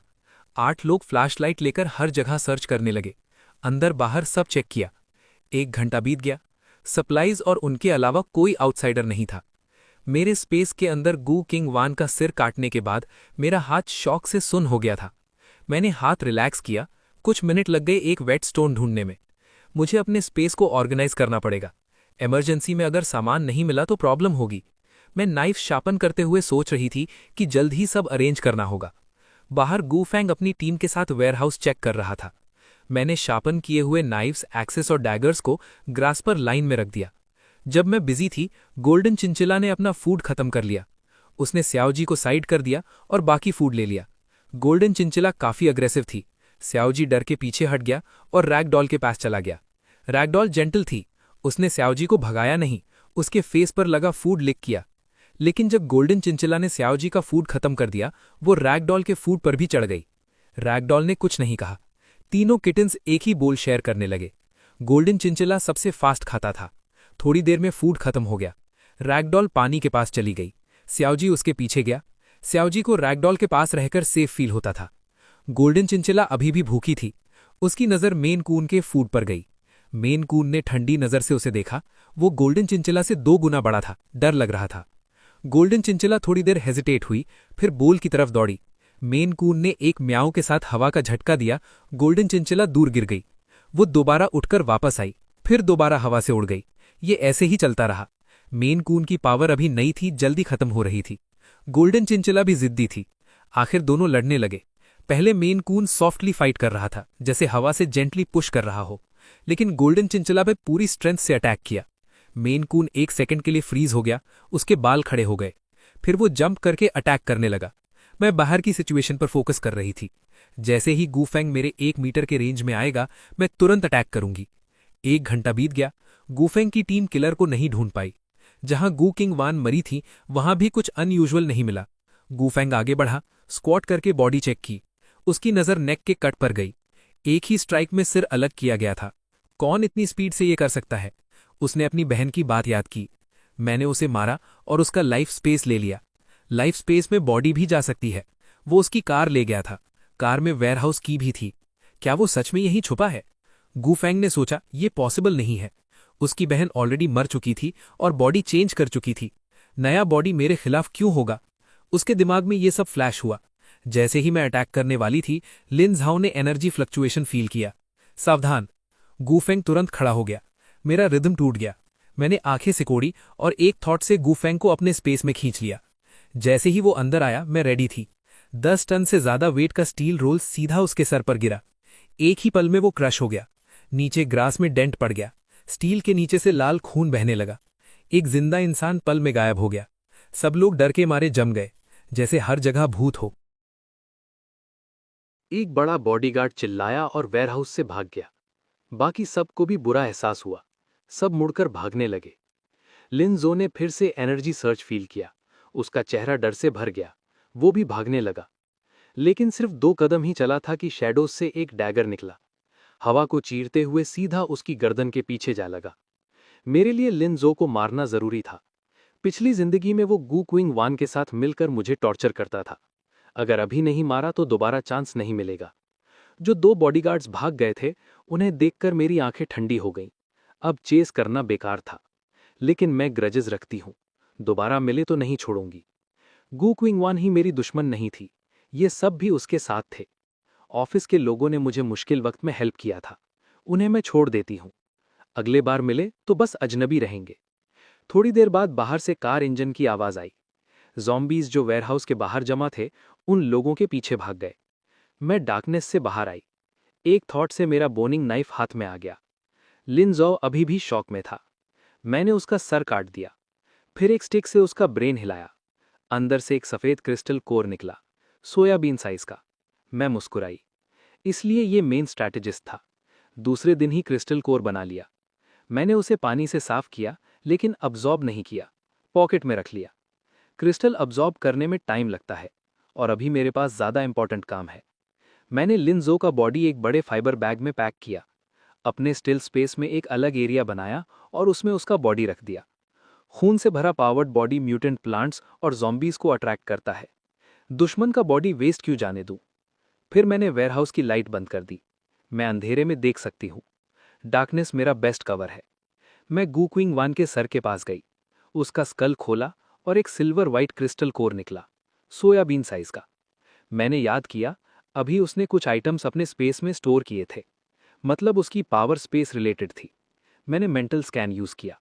नाम Tian Xiao Xiao, status dead, power space level 1। मैंने भाव चढ़ा दिया, मुझे पहले ही स्कैन कर लेना चाहिए था। अगर गू क्विंग वन ने किसी और बॉडी को पजेस किया हो तो क्या मेंटल पैरासाइट दिखता? मैंने गलती की, मैंने खुद को मेंटली नोट दिया। फिर उसका बॉडी भी फाइबर बैग में पैक कर लिया, क्रिस्टल को वॉश करके पॉकेट में डाल दिया। इतना सब करने के बाद मेरी कमर और पीठ दुख रही थी। मैं थक चुकी थी, कल रात से नॉन स्टॉप काम कर रही हूं। अगर पावर्स अवेकन नहीं होती तो पहले वाली मैं तो कब की गिर चुकी होती। मेरा बॉडी अभी भी वीक है। अब मुझे डेली ट्रेनिंग और एक्सरसाइज करनी होगी। बॉडीज हैंडल करने के बाद मैंने सप्लाईज कलेक्ट करना स्टार्ट किया। गू क्विंग वान को थैंक्स देना पड़ेगा, सब कुछ परफेक्टली अरेंज था। मेडिसिन, फूड, क्लोथ्स, सब कुछ। सबसे इंपॉर्टेंट गैसोलीन। मैंने काउंट किया, 3 लेयर्स में स्टैग्ड था।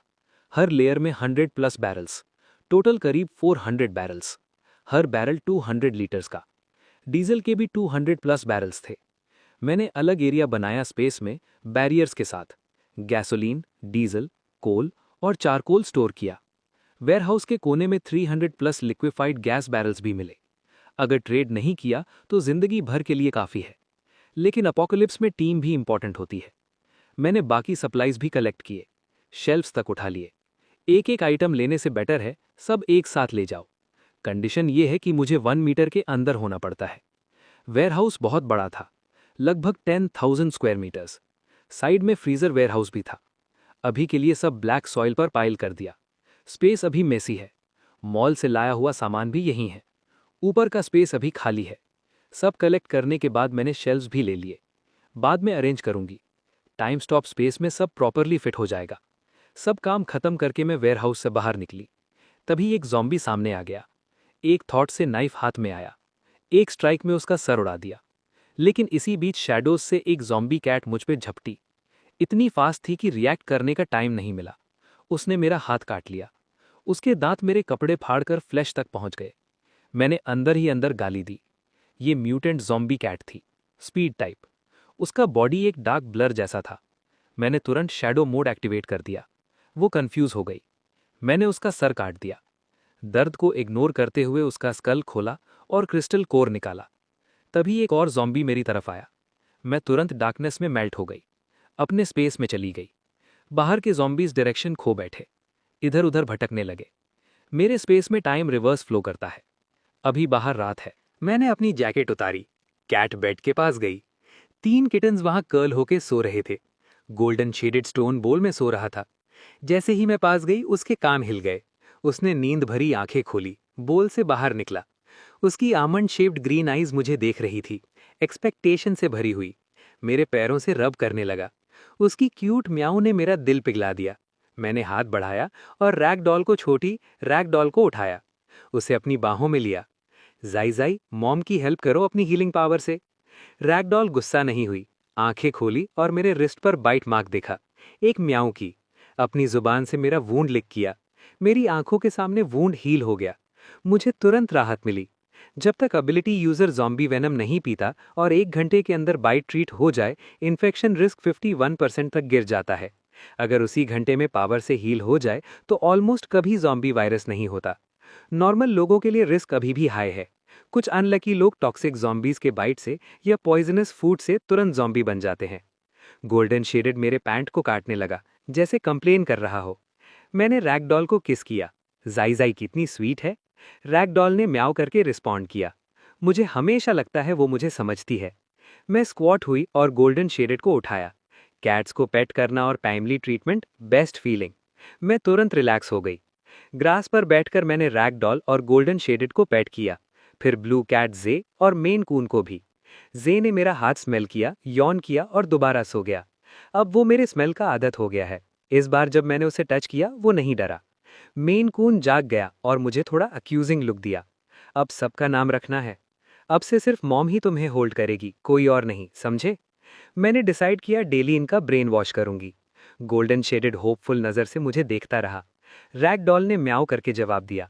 मेन कून ने आंखें हाफ क्लोज की और फिर सो गया। मैंने चेक किया, रैगडॉल और जेब फीमेल हैं, मेन कून और गोल्डन शेडेड मेल हैं। Ragdoll flame coloured blue white kitty थी, कैरेमल पुडिंग जैसी क्यूट। मैंने उसका नाम रखा तांगजी। मैंने उसे बार बार बुलाया, वो रिस्पॉन्ड करने लगी। कौन जवाब देगा? म्याऊ। तांगजी मुझे देखने लगी। गोल्डन शेडेड का नाम रखा पैसाई। ये सबसे एक्टिव है, सबसे ज्यादा खाता है। पहले रिस्पॉन्ड नहीं किया। मैंने उसके लिए कैट फूड डाला, फिर बुलाया, पैसाई। म्याऊ। खाते खाते जवाब दिया। मैं हंस पड़ी, ये तो खाने के लिए ही भाग जाएगा। मेन कून का नाम रखा ज़ियानज़ाई। उसने मुझे ठंडी नज़र से देखा। मैंने पोक किया, ज़ियानज़ाई। म्याऊ। उसने रिस्पॉन्ड किया, फिर मैं पीछे हट गई। ब्लू कैट का नाम रखा फूजाई।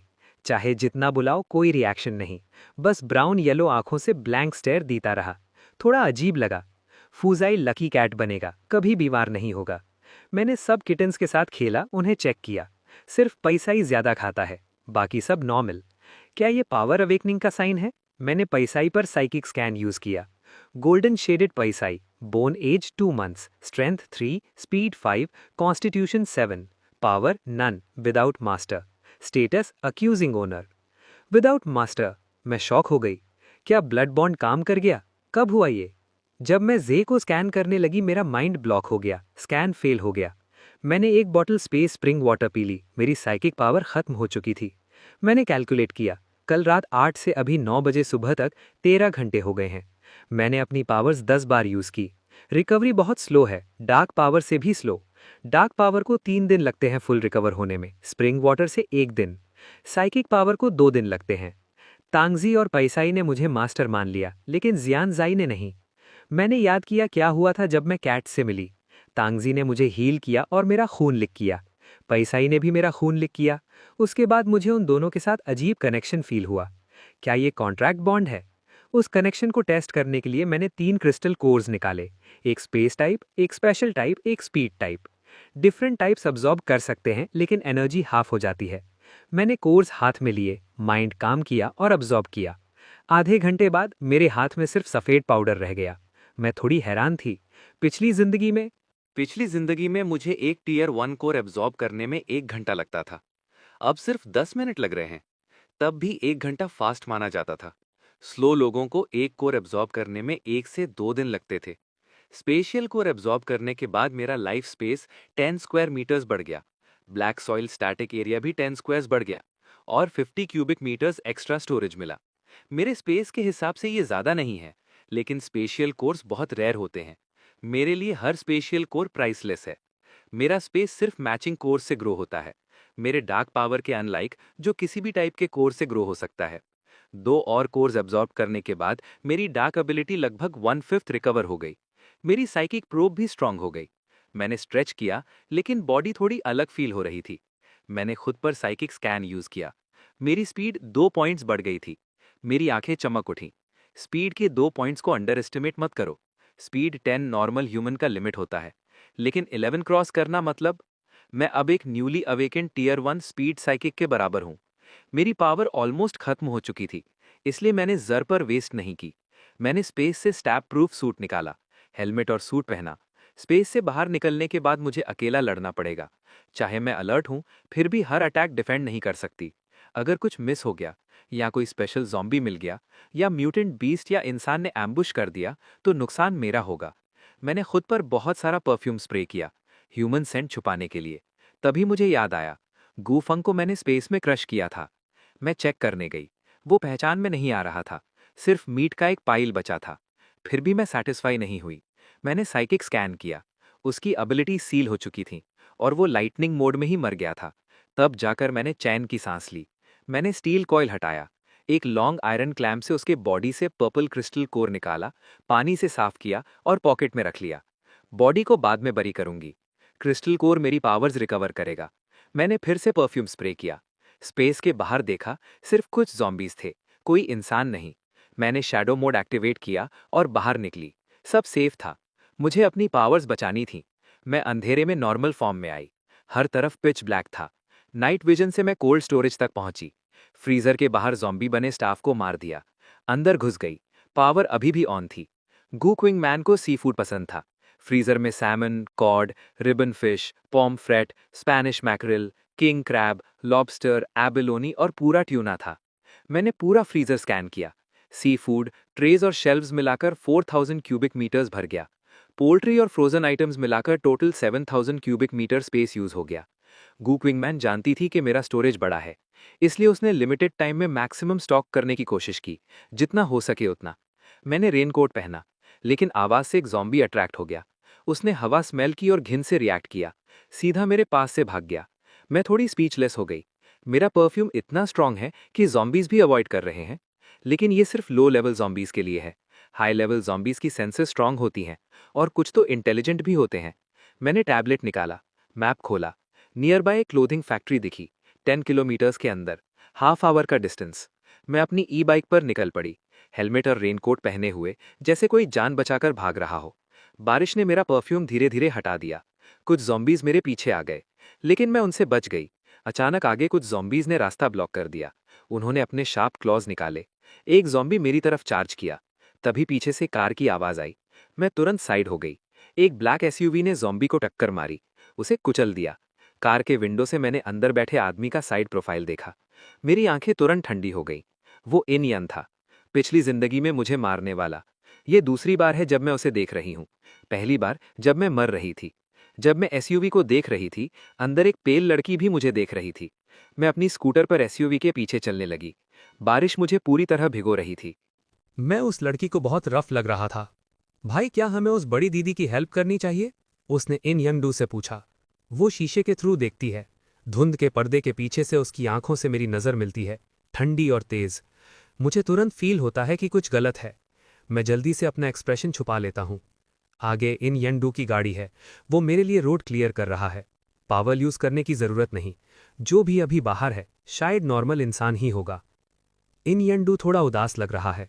भाई, अंकल मुंह जुवान भी हाईचेंग में हैं। क्या हम उनके साथ जा सकते हैं? उसे अपनी माँ का ख्याल रखना है। उसके पास तुम्हारे लिए टाइम नहीं है, और वो तुम्हारे छोटे अंकल हैं। ध्यान से बात करो। यानजी मुंह फुला लेती है, जैसे उसे समझ ही ना हो। अंकल मुंह जुआन सिर्फ ग्रैंडपा और ग्रैंडमाँ के अडॉप्टेड बेटा हैं। अंकल जुन के डैड ग्रैंडपा को बचाते हुए मर गए थे। अंकल मुंह जुआन की असली माँ ने उसे छोड़ दिया था, इसलिए ग्रैंडपा ग्रैंडमाँ ने अडॉप्ट किया। जब वो बड़े हुए तब उनकी माँ बीमार हो गई और वापस आ गई। यानजी को ये सब समझ नहीं आता।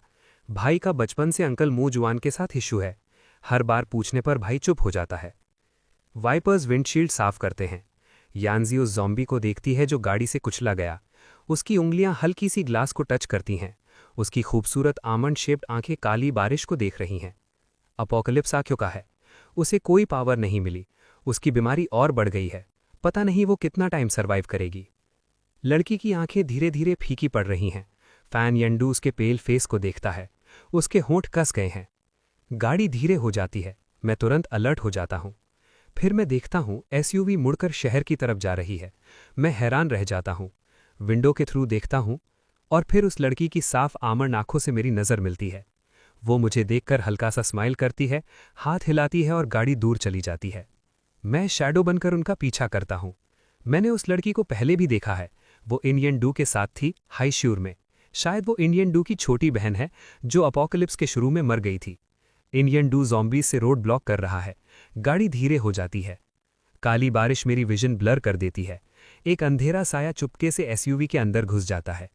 अचानक एक चमकती चाकू नजर आती है, सीधा इंडियन डू के गले की तरफ। उसकी गर्दन पर मेटालिक चमक आती है जो फेटल ब्लो को रोक देती है। अगले ही सेकंड एक और चाकू उसके सीने में घुस जाता है, फिर तुरंत निकलकर गायब हो जाता है। सब कुछ एक सेकंड में हो जाता है। रिएक्ट करने का चांस नहीं मिलता। यंडू खून उगल देता है। उसकी बहन और युंग डर के मारे चीखने लगते हैं।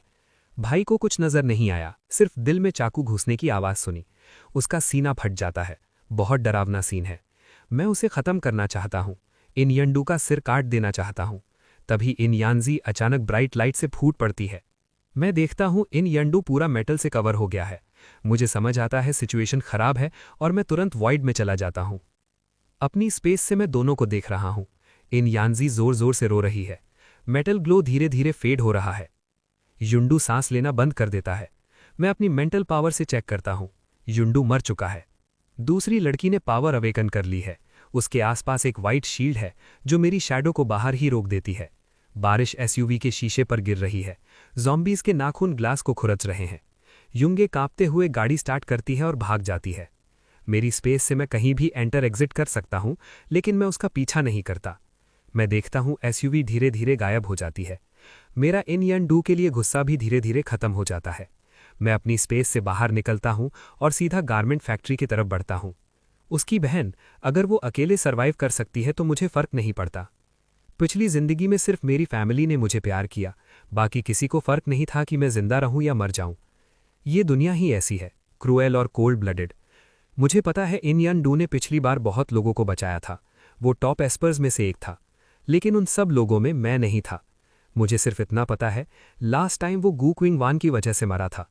उसने उसे 18th फ्लोर से धक्का दिया था।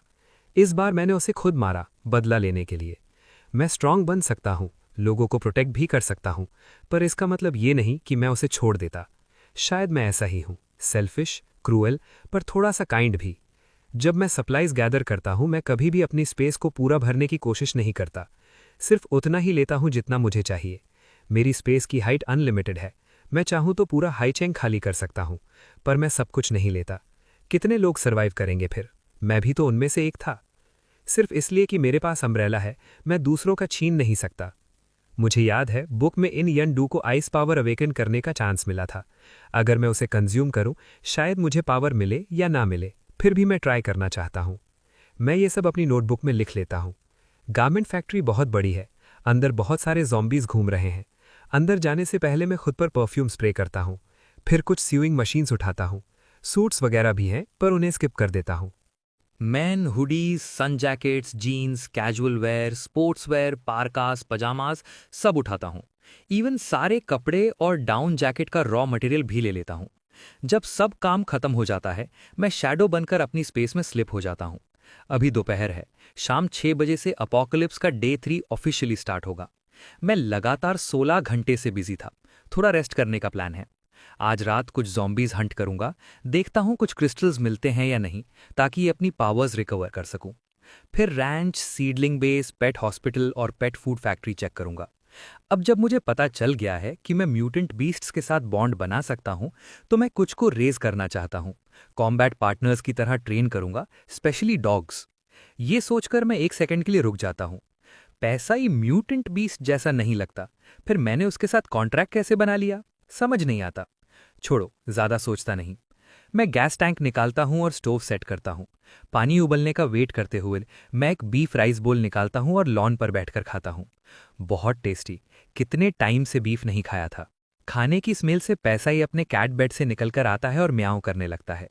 मैं एक बोल फिनिश करता हूं, पर अभी भी पेट नहीं भरा। मैं पैसाई का पेट थपथपाता हूं, एक बड़ा बोल लेता हूं और उसमें काफी कैट फूड डाल देता हूं। लगता है अब उसका कैट फूड से इंटरेस्ट खत्म हो गया है। वो मेरा लंच बॉक्स लिक करने लगता है। मैं उसे पीछे खींच लेता हूं। कितना ग्रीडी कैट है। फिर भी चुपके से वापस आकर सब क्लीन कर देता है, तब जाकर अपना कैट फूड खाता है। मैं अपनी एबिलिटी से उसे स्कैन करता हूँ। उसकी स्ट्रेंथ फिर बढ़ गई है। लगता है उसमें स्ट्रेंथ टाइप एबिलिटी डेवलप हो रही है। मैं उसके लिए एक कैन खोलता हूँ। म्याऊ। उसकी टेल खुशी से सीधी हो जाती है। मैं उसे प्यार करता हूँ और बाकी किटन्स के बोल्स भी रीफिल करता हूँ। मुझे डाउट होने लगता है शायद पैसाई ने उनका फूड भी खा लिया था। फेयर रहने के लिए हर किटन को एक एक कैन देता हूँ।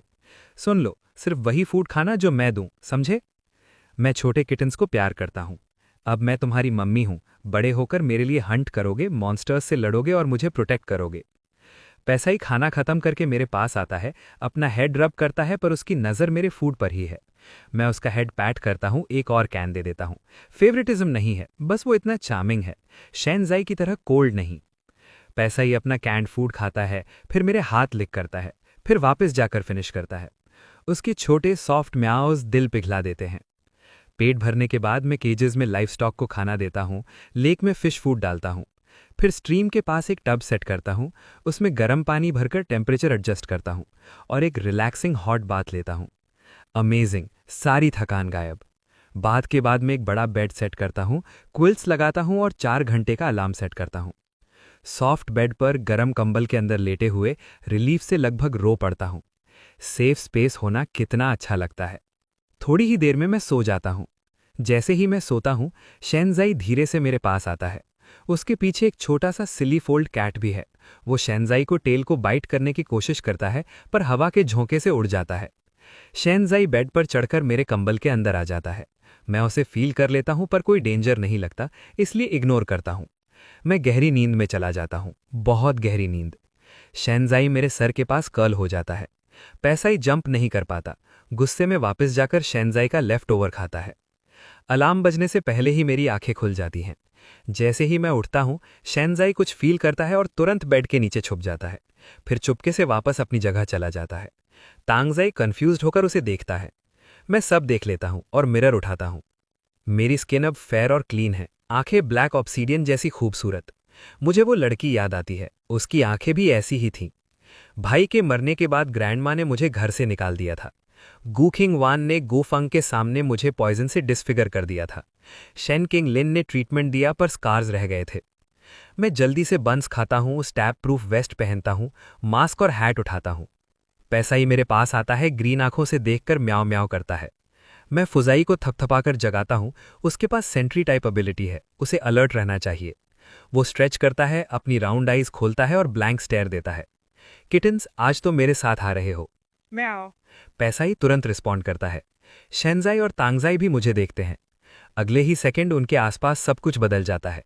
ब्लू स्काई और ग्राफ गायब, ब्रीज भी खत्म, सिर्फ डरावनी रोड सुनाई देती हैं। फुजाई के बाल खड़े हो जाते हैं, वो अनईजी म्याओ करता है। मैं उन्हें एक हाई स्पॉट पर रख देता हूं। फुजाई डर रहा है, पर बाकी 3 ह्यूमन सेंट को लेकर क्यूरियस हैं। ज़ॉम्बीज दौड़ते हुए आते हैं। ये अपोकलिप्स का तीसरा दिन है। नॉर्मल ज़ॉम्बीज अब दौड़ सकते हैं, इंसान की चाल से थोड़ा फास्ट। जब ब्लैक रेन रुकेगी, तब ये लोग इंसान जितना फास्ट दौड़ेंगे। क्लीनअप होने से पहले ही 1 महीने की हैवी रेन स्टार्ट हो गई थी। हम सबसे पहले इस लॉन्ग हैवी रेन से हिट हुए। ब्लैक रेन लगातार गिरती रही, कभी तेज कभी हल्की, पर सबसे वर्स्ट फेज में भी ये सिर्फ मॉडरेट ही थी। इसलिए मैं अभी भी अपनी छोटी ई स्कूटर चला सकता था। मैंने अपनी बोनिंग नाइफ टाइट पकड़ी और चारों किटन्स को अपने पीछे रखा।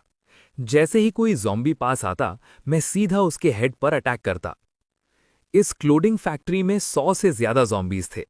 इतना चॉप करते करते मेरा हाथ नम होने लगा था। तभी अचानक एक मेल ज़ॉम्बी पार्टीशन के पीछे से कूद कर आया। उसकी आंखें लाल चमक रही थीं और वो सीधा मेरी तरफ चार्ज किया, बहुत फास्ट। मैं शैडो मोड में जाने ही वाला था कि एक ब्लू विंड ब्लेड मेरे बालों को ग्रेस करता हुआ गया और ज़ॉम्बी का सर सीधा बॉडी से अलग हो गया। तुरंत उसके बाद एक और विंड ब्लेड आई और दूसरे ज़ॉम्बी का हेड भी परफेक्टली कट हो गया। मैं मुड़कर देखता हूं, सिल्वर फॉक्स स्यूइंग टेबल पर स्क्वाट करके बैठा है, थोड़ा सा हेड ऊपर, आधी बंद आंखें, पूरा एरोगेंट वाइब। सच में उस छोटे किटन में एक किंग जैसा हो रहा था, जैसे सबसे ऊपर हो। जियान अपनी विंड ब्लेड्स को परफेक्ट प्रिसिशन से कंट्रोल कर रहा था। हर बार सीधा ज़ॉम्बी का हेड कट करता, उसने मेरा काफी प्रेशर कम कर दिया। जियान, तू तो कमाल है, तू मम्मा का बेस्ट बॉय है, आज तुझे एक्स्ट्रा कैट कैन मिलेगा। कैट कैन सुनते ही पी एक्साइटेड हो गया। जोर से म्याऊ करता हुआ सीधा मेरी तरफ दौड़ा। स्यूइंग टेबल से जंप करके नियरेस्ट ज़ॉम्बी की तरफ भागा। जियान ऑपोजिट डायरेक्शन में मूव कर रहा था। पी की आंखों में थोड़ी सी नफरत जैसी चमक आई। मैं तुरंत मूव करके पी के पास गया और उसे स्पेशल बैग में डाल दिया। अभी उसकी पावर्स अवेकन नहीं हुई हैं। आज का मेन पर्पस बस उन्हें एनवायरनमेंट से फेमिलियर कराना है। पहली बार चारों किटन्स में से सिर्फ फू डर रहा था, बाकी सब स्टेबल थे। मैं ऑलरेडी काफी सेटिस्फाइड था। सबसे बड़ा सरप्राइज जियान था। जब एक फायर टाइप ज़ॉम्बी ने मुझ पर फायरबॉल शूट की, जियान ने अपनी विंड से उसे वापस उड़ा दिया। फायरबॉल ज़ॉम्बी के कपड़ों को ही जला गया। मैं आगे बढ़कर स्लैश करने ही वाला था कि टैंग अचानक स्यूइंग मशीन से जंप करके नीचे आया। बहुत हल्का मूवमेंट। उसने अपना पॉ ज़ॉम्बी के रिस्ट पर रखा। उसका पॉ वाइट ग्लो कर रहा था और ज़ॉम्बी का वाउंड धीरे धीरे हील होने लगा। अरे टैंग, ये हमारे एनिमीज हैं, इन्हें हील नहीं कर सकते।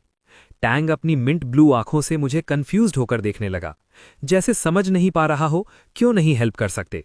ये सब इंजॉयड हैं। उसकी आंखें जैसे यही कह रही थी, वापस जाओ जियान के पास। टैंग समझा नहीं पर मेरी बात मान गया। चुपचाप वापस स्यूइंग टेबल पर चढ़ गया। मैंने क्लियरली देखा टैंग का बॉडी सिर्फ शो के लिए नहीं है। पी तो कभी ऐसा जंप नहीं कर पाता। इस वक्त स्पेशल रूम में पी इधर उधर दौड़ रहा था, अपने छोटे पंचेस मार रहा था। जब उसने माए और बाकी सबकी स्मेल गायब महसूस की, वो रुक गया, कंफ्यूज्ड, हेल्पलेस। म्याओ म्याओ, वो एंग्जाइटी में रोने लगा। फैक्ट्री के सारे ज़ॉम्बीज फाइनली खत्म हो गए। मैं पी को बाहर निकालता हूं और उसे डांटता हूं, अब से बिना मेरे ऑर्डर के कहीं नहीं भागना, समझा? नहीं तो कैट फूड भी नहीं मिलेगा। पी उदास होकर सर झुका लेता है। चलो, तुम्हें पता नहीं था, आज के लिए माफ, फूड मिलेगा। जियान ने सबसे अच्छा काम किया, उसे एक्स्ट्रा रिवॉर्ड मिलेगा। पी जियान को देखता है। जियान हल्का सा चिन उठा लेता है, फुल एटीट्यूड। पी गुस्से में एक किटन पंच मारने जाता है। जियान बस एक ग्लांस देता है और हवा का झोंका पी को सीधा स्यूइंग टेबल से उड़ा देता है। वो सीधा ज़ॉम्बी के काले खून में गिरता है, पूरा गंदा। जियान डिस्गस्टेड लगता है। मैं तुरंत जियान को उठाता हूं, स्प्रिंग वाटर से साफ करता हूं, टॉवल से ड्राई करता हूं। पी स्ट्रगल करता है। मुझे डर लगता है उसे ठंड न लग जाए। मैं सब किटन्स को वापस स्पेशल रूम में ले जाता हूं। बैटरी निकालकर हेयर ड्रायर लगाता हूं और पी को सुखाता हूं। पी हवा फील करके हेयर ड्रायर पर हिस करता है, पर मेरी ग्रिप से निकल नहीं पाता। जियान चुपचाप देखकर वापस अपने नेस्ट में चला जाता है। फू फाइनली रिलैक्स करता है, नेस्ट में घुसकर एक लंबी सांस लेता है। सोने ही वाला होता है कि नेस्ट गायब हो जाता है। वो वापस उसी डेंजरस जगह पर आ जाता है। स्ट्रॉन्ग स्मेल से उसका नोज अलर्ट हो जाता है। पहले टेंस होता है, फिर देखता है कोई डेंजर नहीं। टैंक के पास लीन करके आसपास देखने लगता है। मैं टैंक को ज़ॉम्बीज की तरफ पॉइंट करके समझाता हूं, सुन टैंक, आज के बाद अपनी हीलिंग पावर ज़ॉम्बीज पर कभी नहीं यूज करना, समझा? सिर्फ अपने दोस्तों के लिए, घर वालों के लिए, मेरे कहने के बिना आउटसाइडर्स के लिए भी नहीं और दूसरे कैट्स के लिए भी नहीं। टैंग ओबीडियंट लगता है, शायद समझ गया। तुम चारों यहीं रहो, टेबल से नीचे नहीं उतरना। पी तुरंत म्याओ करके रिप्लाई करता है। बाकी तीन चुपचाप मुझे देखते हैं। ये भी एक टेस्ट है, देखना है क्या ये मेरी बात फॉलो करते हैं या नहीं। ज़ॉम्बीज को मारना आसान है, पर उनके क्रिस्टल कोज निकालना बहुत मुश्किल। दो तरीके हैं। पहला, ज़ॉम्बी का हेड बीच से तोड़ दो। दूसरा, नेक और स्कल के जंक्शन को क्लीन करो, बोन हटाओ और अंदर से कोर निकालो। पहला स्ट्रेंथ डिमांडिंग है, दूसरा ज्यादा मेहनत वाला। मैंने सेकंड मेथड चूज किया। फर्स्ट रैंक ज़ॉम्बीज के लिए नॉर्मल एक्स भी काफी है। मैं स्ट्रेंथ टाइप नहीं हूं, इसलिए बैट या रॉड से स्मैश नहीं कर सकता। अगर कर पाता तो काम बहुत ईजी होता। मैं एक एक स्विंग में ज़ॉम्बी के हेड स्प्लिट करता हूं, किटन्स के लिए, हर एक के नाम पर 10 ज़ॉम्बीज। फिर मैं गोल्ड बॉक्सेस ढूंढने लगता हूं। फैक्ट्री में हर तरफ ठोक पीट की आवाज गूंज रही है। बाहर एक grey 7 seater UV clothing factory के बाहर पार्क्ड है। किटन्स मुझे देख रहे थे जब मैं खून और दिमाग के बीच से चमकदार क्रिस्टल्स निकालकर पास के बेसन में रख रहा था। उनकी नज़र उन क्रिस्टल्स पर टिक गई, जैसे उन्हें लग रहा हो कि ये कैट फूड से भी ज्यादा टेस्टी स्मेल कर रहे हैं। पी तो ट्राई करने के लिए बेचैन हो गया। मैंने उसे ठंडी नज़र से देखा, वो तुरंत रुक गया, आंखें गोल हो गई। म्याओ म्याओ। तभी अचानक शियान ने ग्रेसफुली सोइंग टेबल से जंप किया, एक पावरफुल विंड ब्लेड समन की और ज़ॉम्बी का हेड सीधा 2 टुकड़ों में काट दिया। खून हर तरफ स्प्लैश हो गया। शियान तुरंत पीछे हट गया, नीचे के मैस को डिस्गस्ट से देखते हुए। फिर उसकी नज़र बेसन में रखे क्रिस्टल कोर्स पर गई। पी को कोई फर्क नहीं पड़ा। वो सोइंग टेबल से गिरकर नीचे आया और खुशी से मेरे जैसे ही ज़ॉम्बी के दिमाग में पॉ घुसाकर क्रिस्टल निकालने लगा। एक कोर निकालकर उसे बाइट करने की कोशिश की और खींचने लगा। ये छोटा सा किटन जब से मिला है तब से साइज में डबल हो गया है, काफी वेट भी बढ़ गया है। शाओमियन के बावर अवेकन होने के बाद वो भी 2 गुना बड़ा हो गया, अब तो लगभग 5-6 पाउंड का होगा। पी का वेट शियान का आधा है। 4 किटन्स में से सबसे छोटा अभी भी फू है। मैं नीचे पड़े खून की तरफ इशारा करके सख्ती से बोलता हूँ, ज़ॉम्बी का ब्लड और ब्रेन मैटर टॉक्सिक है। अगर गलती से खा लिया या बाइट लग गया तो तुम भी ज़ॉम्बी बन जाओगे, और अगर तुम ज़ॉम्बी बन गए तो मैं तुम्हें भी वैसे ही मार दूंगा जैसे उस ज़ॉम्बी किटन को मारा था। फिर तुम कभी कैट फूड या कैन फूड नहीं खा पाओगे। मैं पैसाई को पानी से अच्छे से धो देता हूँ। फैक्ट्री में अभी भी इलेक्ट्रिसिटी है, इसलिए हेयर ड्रायर से उसका फर सुखाता हूँ। म्याऊ। मैं उसे डांटता हूँ, फिर से गंदा हो गया। अगर अपना फर लिक किया और पॉइजन हो गया तो देख लेना। मुझे याद है पैसाई ने मुझे अपना ओनर तब माना था जब उसने मेरे खून लगे फर को लिक किया था। पैसाई हेयर ड्रायर पर हिस करता है। मैं उसे हल्की सी थप्पड़ देता हूँ। बच्चों को डिसिप्लिन चाहिए। वो उदास हो जाता है, मैं फिर भी स्ट्रिक्ट रहता हूँ, समझा? म्याओ। वो सिर झुका लेता है। जब मैं उसे डांट रहा था तब शियानजाई चुपचाप मेरी हेल्प करता रहा, ज़ॉम्बी हेड्स चॉप करता हुआ। जब उसकी एनर्जी खत्म हुई तब जाके वापस सोइंग टेबल पर चढ़ा। फूजाई ने जब पैसाई को थप्पड़ खाते देखा तो डर गया, तांगजाई के पास चिपक गया। तांगजाई बस क्यूरियोसिटी से देख रहा था। पैसाई का काम खत्म करके मैं बाकी ज़ॉम्बीज के हेड्स काटने लगा। तभी अचानक फूजाई ने वार्निंग हिस किया। हर तरफ हेडलेस बॉडीज पड़ी थी, स्प्लिट हेड्स, खून, ब्रेन मैटर पूरी जगह बिखर चुका था। कुछ काले खून के छिट्टे मेरे फेयर फेस पर भी पड़ गए। बाल हल्की सी फोरहेड पर गिर रहे थे। ग्लव्स पहने हुए, हाथ में एक्स पकड़े, मेरी ठंडी नजर आगे घूमी। सामने सू शियांगयांग और जुई खड़े थे, दोनों डर से जम गए। शेन क्लिंगलिंग ने वन्यू को आगे पुश किया। वो सब लाशों के ऊपर से कदम रखते हुए आगे आए। एक सेकंड के लिए मेरी और वन्यू की नजर मिली। उसने मुझे देखा जैसे मैं एक खतरनाक खूबसूरत फूल हूं, एक डेडली ऑर्किड। शेन क्लिंगलिंग मेरे चेहरे को घूर कर देख रहा था, जैसे पहचान रहा हो पर फिर भी कुछ अलग लग रहा हो। तभी पीछे से जोई शॉक में बोल पड़ा। मैंने देखा उसके हाथ रोप से बंधे हुए थे। जोई, क्या तुम सच में? जोई डिसबिलीफ में था। उसने ग्राउंड पर पड़े ज़ॉम्बीज देखे, फिर मुझे जो एक्स से उनके हेड्स काट रही थी। वो जेंटल नेबर गर्ल इतनी फियर्स कैसे हो गई? सिर्फ 2 दिन हुए हैं अपोकलिप्स को, 2 साल नहीं, राइट? मैंने शांत आवाज में कहा। मुझे ज़ॉम्बी ने बाइट किया है, जोई हल्की सी कड़वी मुस्कान के साथ बोला। अगर बच गया तो शायद पावर्स मिल जाए। जोई के पेरेंट्स और मेरे फॉस्टर पेरेंट्स दोस्त थे। हम लोग एक फार्म शेयर करते थे। वो मुझसे 4 साल बड़ा है, मेरा पुराना नेबर। मेरे फॉस्टर पेरेंट्स के मरने के बाद अंकल जू ने मेरी प्रॉपर्टी प्रोटेक्ट की ताकि रिलेटिव्स उसे छीन ना ले। मैंने फार्म शेयर्स इनहेरिट नहीं किए, उन्हें अंकल जू को बेच दिया। उसके बाद भी मैं उनके कांटेक्ट में थी। फिर धीरे धीरे मैं गुफंग पर फोकस करने लगी। पहले आंट जू मुझे जुई के साथ सेट करना चाहती थी, पर जब उसे पता चला कि मेरा बॉयफ्रेंड है, उसने आइडिया छोड़ दिया। मैं और जुई धीरे धीरे दूर हो गए। फिर भी मैं कभी कभी अंकल जू को सी फूड भेजती थी। वो लोग भी मुझे होम टाउन के गिफ्ट्स भेजते थे। उन्हें मेरी परवाह थी। मैं कैपिटल वापस नहीं गई, वरना अननोन रिलेटिव से डील करना पड़ता। मुझे याद है आंट जू ने कहा था, जुई अब शिनचैंग एग्रीकल्चरल यूनिवर्सिटी में ग्रेड स्टूडेंट है और उसकी गर्लफ्रेंड भी है। सच? जोई की आंखें चमक उठी। मैं बस सिर हिलाकर ज़ॉम्बी हेड्स काटने में लगी रही। जोई ने ग्राउंड पर पड़े ज़ॉम्बीज देखे और सोचा, क्या मुझे बाइट होने के बाद पावर्स मिली और मैंने सब ज़ॉम्बीज मार दिए? मैं बस हल्का सा नॉट करती हूँ। मैं और मेरे फ्रेंड्स यहाँ रेस्ट कर सकते हैं? मैंने ये जगह खुद क्लियर की है, रहना है तो मेरी परमिशन चाहिए। मेरी आवाज़ ठंडी थी। ये लो, फीवर रिड्यूसर्स है जुई के लिए। थैंक्स, पर मैं तुम्हारी चीज़ें नहीं ले सकता। हमारे पास अपनी मेडिसिन है। जुई ने दवा सू शैंगयांग को दी। सू शैंगयांग ने वो वापस मुझे दे दी। वो मुझसे थोड़ा डरा हुआ लग रहा था। उसने मेडिसिन स्विंग टेबल पर मेरे पास रख दी। जोई का बॉडी गर्म होने लगा था। उसका दिमाग भी धुंधला हो रहा था, बिल्कुल वैसे ही जैसे मैंने कहा था। इसे फीवर आ गया है, मैं गाड़ी से मेडिसिन लाता हूँ, सू शैंगयांग बोलकर बाहर भागा। जोई ने उसे पकड़ लिया और फैक्ट्री के एक कोने में ले गया। दांतों को भींच कर बोला, मुझे पहले पिलर से बांध दो। अगर मैं ज़ॉम्बी बन जाऊं तो बिना हेजिटेट किए तुरंत मार देना। सू शैंगयांग की आंखें लाल हो गई। बस 1 घंटा पहले ही उसने जाओ क्वा को मारा था। जोई, जाओ क्वा और वो तीनों बेस्ट फ्रेंड्स थे। इस बार सू शैंगयांग ने कुछ नहीं कहा। उसने जोई को पिलर से बांध दिया, फिर फैक्ट्री से बाहर जाकर उसके पास कुछ सामान रख दिया। Fever medicine, mineral water, herbal patch. अच्छा हुआ 2 दिन पहले जब तुझे बुखार था, शिंजिया ने मेडिसिन ले ली थी। सू शैंगयांग धीरे से बोल रहा था। शेन किंगलिन मेरी तरफ देख रहा था। मैं ज़ॉम्बी के ब्रेन से अलग अलग रंग के खूबसूरत क्रिस्टल्स निकाल रही थी। शेन किंगलिंग ने वेन्यू को साइड किया, आगे बढ़ा और हल्का सा स्माइल करके बोला, हे क्यूटी, मैं हेल्प कर देता हूँ ज़ॉम्बी हेड स्प्लिट करने में, पर बताओ तुम ये क्रिस्टल्स क्यों कलेक्ट कर रही हो? मैं ऊपर देखती हूँ। शेन किंगलिंग और गू क्विंग वान एक ही टाइप की ब्यूटी शेयर करते हैं, शायद इसीलिए क्योंकि वो कजिन्स हैं। चेहरा मिलता है पर वाइब अलग है। गू क्विंग वान में वो सॉफ्टनेस नहीं है, शेन किंगलिंग ज्यादा इजी गोइंग लगता है। मैंने जिंदगी में बहुत बुरे लोग देखे हैं, अच्छे लोग बहुत कम मिले। सच तो ये है, ज्यादातर लोग ना पूरे अच्छे होते हैं ना पूरे बुरे। मुश्किल वक्त में लोग और भी खराब हो जाते हैं, पर कभी कभी उनमें थोड़ी सी काइंडनेस भी चमक जाती है। वही छोटी सी काइंडनेस किसी मरने वाले के लिए रास्ता दिखा सकती है।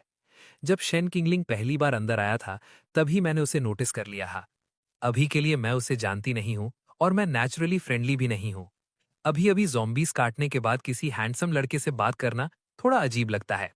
पर जब उसने हेल्प ऑफर की तो मैंने अपनी स्पेस से ग्लव्स और एक एक्स निकाल दिया। शेन किंगलिंग एक सेकंड के लिए फ्रीज हो गया। उसे एक्सपेक्ट नहीं था कि मैं हाँ बोलूंगी। उसने मुझे हवा से चीजें निकालते देखा। उसे समझ आ गया कि मेरे पास स्पेस पावर है। चू शैंगयांग वाटर कंट्रोल करता है, वेन्यू के पास टेलीकिनेसिस और वुड पावर्स हैं, तो मेरा स्पेस पावर होना भी अनयूजुअल नहीं है। बस उसे खुद कोई पावर नहीं मिली। शेन किंगलिंग चीयरफुल मूड में ग्लव्स और एक्स ले लेता है, फिर अपने फोरहेड पर हाथ मारता है।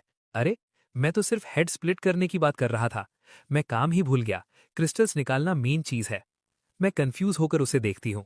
वो मुस्कुराता है, एक्स वापस देता है। मेरे पास स्कैल्पल है, मैं डायरेक्टली ब्रेन से क्रिस्टल्स निकाल लेता हूँ। मुझे बस क्रिस्टल्स चाहिए, मैंने सीधा जवाब दिया। शेन किंगलिंग ने मुझे एक नजर देखा, फिर अपना मेडिकल किट निकाला। स्कैल्पल से छोटा सा कट किया, ट्वीजर से अंदर हाथ डालकर एक छोटा सा क्रिस्टल निकाला, सोयाबीन से थोड़ा बड़ा। सीधा मेरे बेसिन में डाल दिया। वो मुझसे काफी फास्ट था। तुम मुझसे ज्यादा फास्ट हो। मैं थोड़ी देर के लिए रुक गई। मैंने पहले क्यों नहीं सोचा हॉस्पिटल से सर्जिकल टूल्स लाना कितना यूजफुल होता। शेन किंगलिन सिर्फ हीलर नहीं है, उसके पास मेडिकल डॉक्टरेट है। उसके लेट ग्रैंडपा एक फेमस ट्रेडिशनल डॉक्टर थे। उसके कजिन शेन किंगशिउ गू क्विंग वान के पास का टॉप मेडिकल रिसर्चर। अपोकलिप्स के तीसरे साल के अंत तक उसने ज़ॉम्बी वायरस का एंटीडोट डेवलप कर दिया था। उसके बाद बाइट होने पर ज़ॉम्बी बनने का चांस सिर्फ 1% रह गया। शेन किंगलिंग कुछ ज़ॉम्बीज के हेड्स चेक करता है, कभी क्रिस्टल मिलता है कभी नहीं। वो थोड़ा कंफ्यूज हो जाता है। मैं एक्सप्लेन करती हूँ, हर ज़ॉम्बी के ब्रेन में क्रिस्टल नहीं होता, कुछ में होता है कुछ में नहीं। ये क्रिस्टल्स पावर यूजर्स की एबिलिटीज को स्ट्रांग बनाते हैं। समझ गया, इसीलिए कभी मिलता है कभी नहीं, वो बोलता है। नॉर्मल लोग भी इससे पावर अवेकन कर सकते हैं।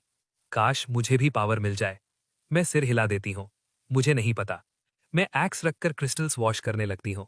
शेन किंगलिंग बात करना बंद कर देता है और चुपचाप मेरी हेल्प करता है। वो इतनी स्पीड से काम करता है कि सिर्फ 10-12 मिनट में डजन ज़ॉम्बी हेड्स क्लियर कर देता है। मैं सच में इंप्रेस हो जाती हूँ। दिल करता है उसे अपनी टीम में ले लूं। मैं ऊपर देखती हूँ, उसकी आंखें बिल्कुल पपी जैसी क्लियर हैं, हल्की सी स्माइल के साथ, जैसे हल्की सी स्प्रिंग ब्रीज। मेरी नज़र उसकी व्हील चेयर पर जाती है। तुम क्रिपल हो? मैंने सीधा पूछ लिया। मैं क्रिपल नहीं हूं, बस लेग्स में पेन रहता है, उसने कामली जवाब दिया। मुझे समझ आ गया, ये शेन किंगमिंग है। अपोकलिप्स से पहले वेन्यू, उसका कजिन, एक एक्सीडेंट में उसका लेग डैमेज कर देता है। बाद में म्यूटेंट बीस्ट अटैक के टाइम वेन्यू उसे बचाने के लिए खुद दूर चला जाता है और खुद मर जाता है। उसके बाद शेन किंगमिंग को हीलिंग पावर्स मिलती हैं। वो हमेशा रिग्रेट करता है, अगर मुझे पहले पावर्स मिल जाती तो मैं वेन्यू का लेग ठीक कर देता और वो नहीं मरता। मेरी नज़र उस पर टिक जाती है, शायद ज्यादा देर तक। उसे थोड़ा ऑकवर्ड फील होता है। उसे लगता है जैसे मुझे उसकी इंजरी के बारे में सब कुछ पता हो। फिर वो खुद ही सिर हिला देता है। शायद मेरा ही इमेजिनेशन है। जैसे वो खुद ही कंफ्यूज हो रहा हो। वेन्यू ने फिर से सर हिला दिया। शायद सब उसका वहम ही था। मॉल के रूफटॉप का सीन, काली बारिश। तभी वेन्यू अचानक बोला, वो तुम थी?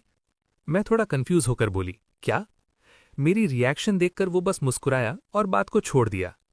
मेरा फिगर उस इंसान जैसा लग रहा था जो मॉल की छत पर बकेट से ब्लैक रेन कलेक्ट कर रहा था। शायद वो सिर्फ टेस्ट कर रहा था। वैसे भी उसके लिए इसका कोई खास मतलब नहीं होता। उस कलेक्टर की वजह से ही वो क्यूरियस हुआ था। उसने विंडो खोला, हाथ में ब्लैक रेन ली और टेस्ट भी किया। उसके बाद उसे फीवर हुआ और फिर उसकी पावर्स अवेकन हुई। मैं तो बस अपनी स्पेस एबिलिटी से थोड़ी सी रेन कलेक्ट कर रही थी। अगर किसी ने देख भी लिया तो क्या फर्क पड़ता है। शुरू से ही मेरा प्लान अपनी स्पेस पावर छुपाने का नहीं था। इस दुनिया में बेटर सर्वाइव करना है तो अपनी एबिलिटी दिखानी पड़ेगी। पर मैं सिर्फ इतना ही रिवील करूंगी कि मेरी स्पेस चीजें स्टोर कर सकती है। उसके अंदर प्रिजर्वेशन और फार्मिंग का जो सिस्टम है वो मेरा टॉप सीक्रेट है। ऐसी एबिलिटी सिर्फ गू क्विंग वान के पास है। उसकी स्पेस में क्रॉप्स ग्रो कर सकते हैं। वैसे स्पेस पावर्स भी अलग अलग टाइप की होती हैं। मेरी ग्रैंडमा के पास भी ह्यूज स्टोरेज स्पेस है, पर वो सिर्फ स्टोर कर सकती हैं, बिल्कुल मेरी स्टॉप टाइम स्पेस जैसा। मेरे भाई की एबिलिटी अलग थी। उसकी स्टोरेज स्पेस छोटी थी और उसमें चीजें फ्रेश भी नहीं रहती थी, पर उसका अटैक बहुत पावरफुल था।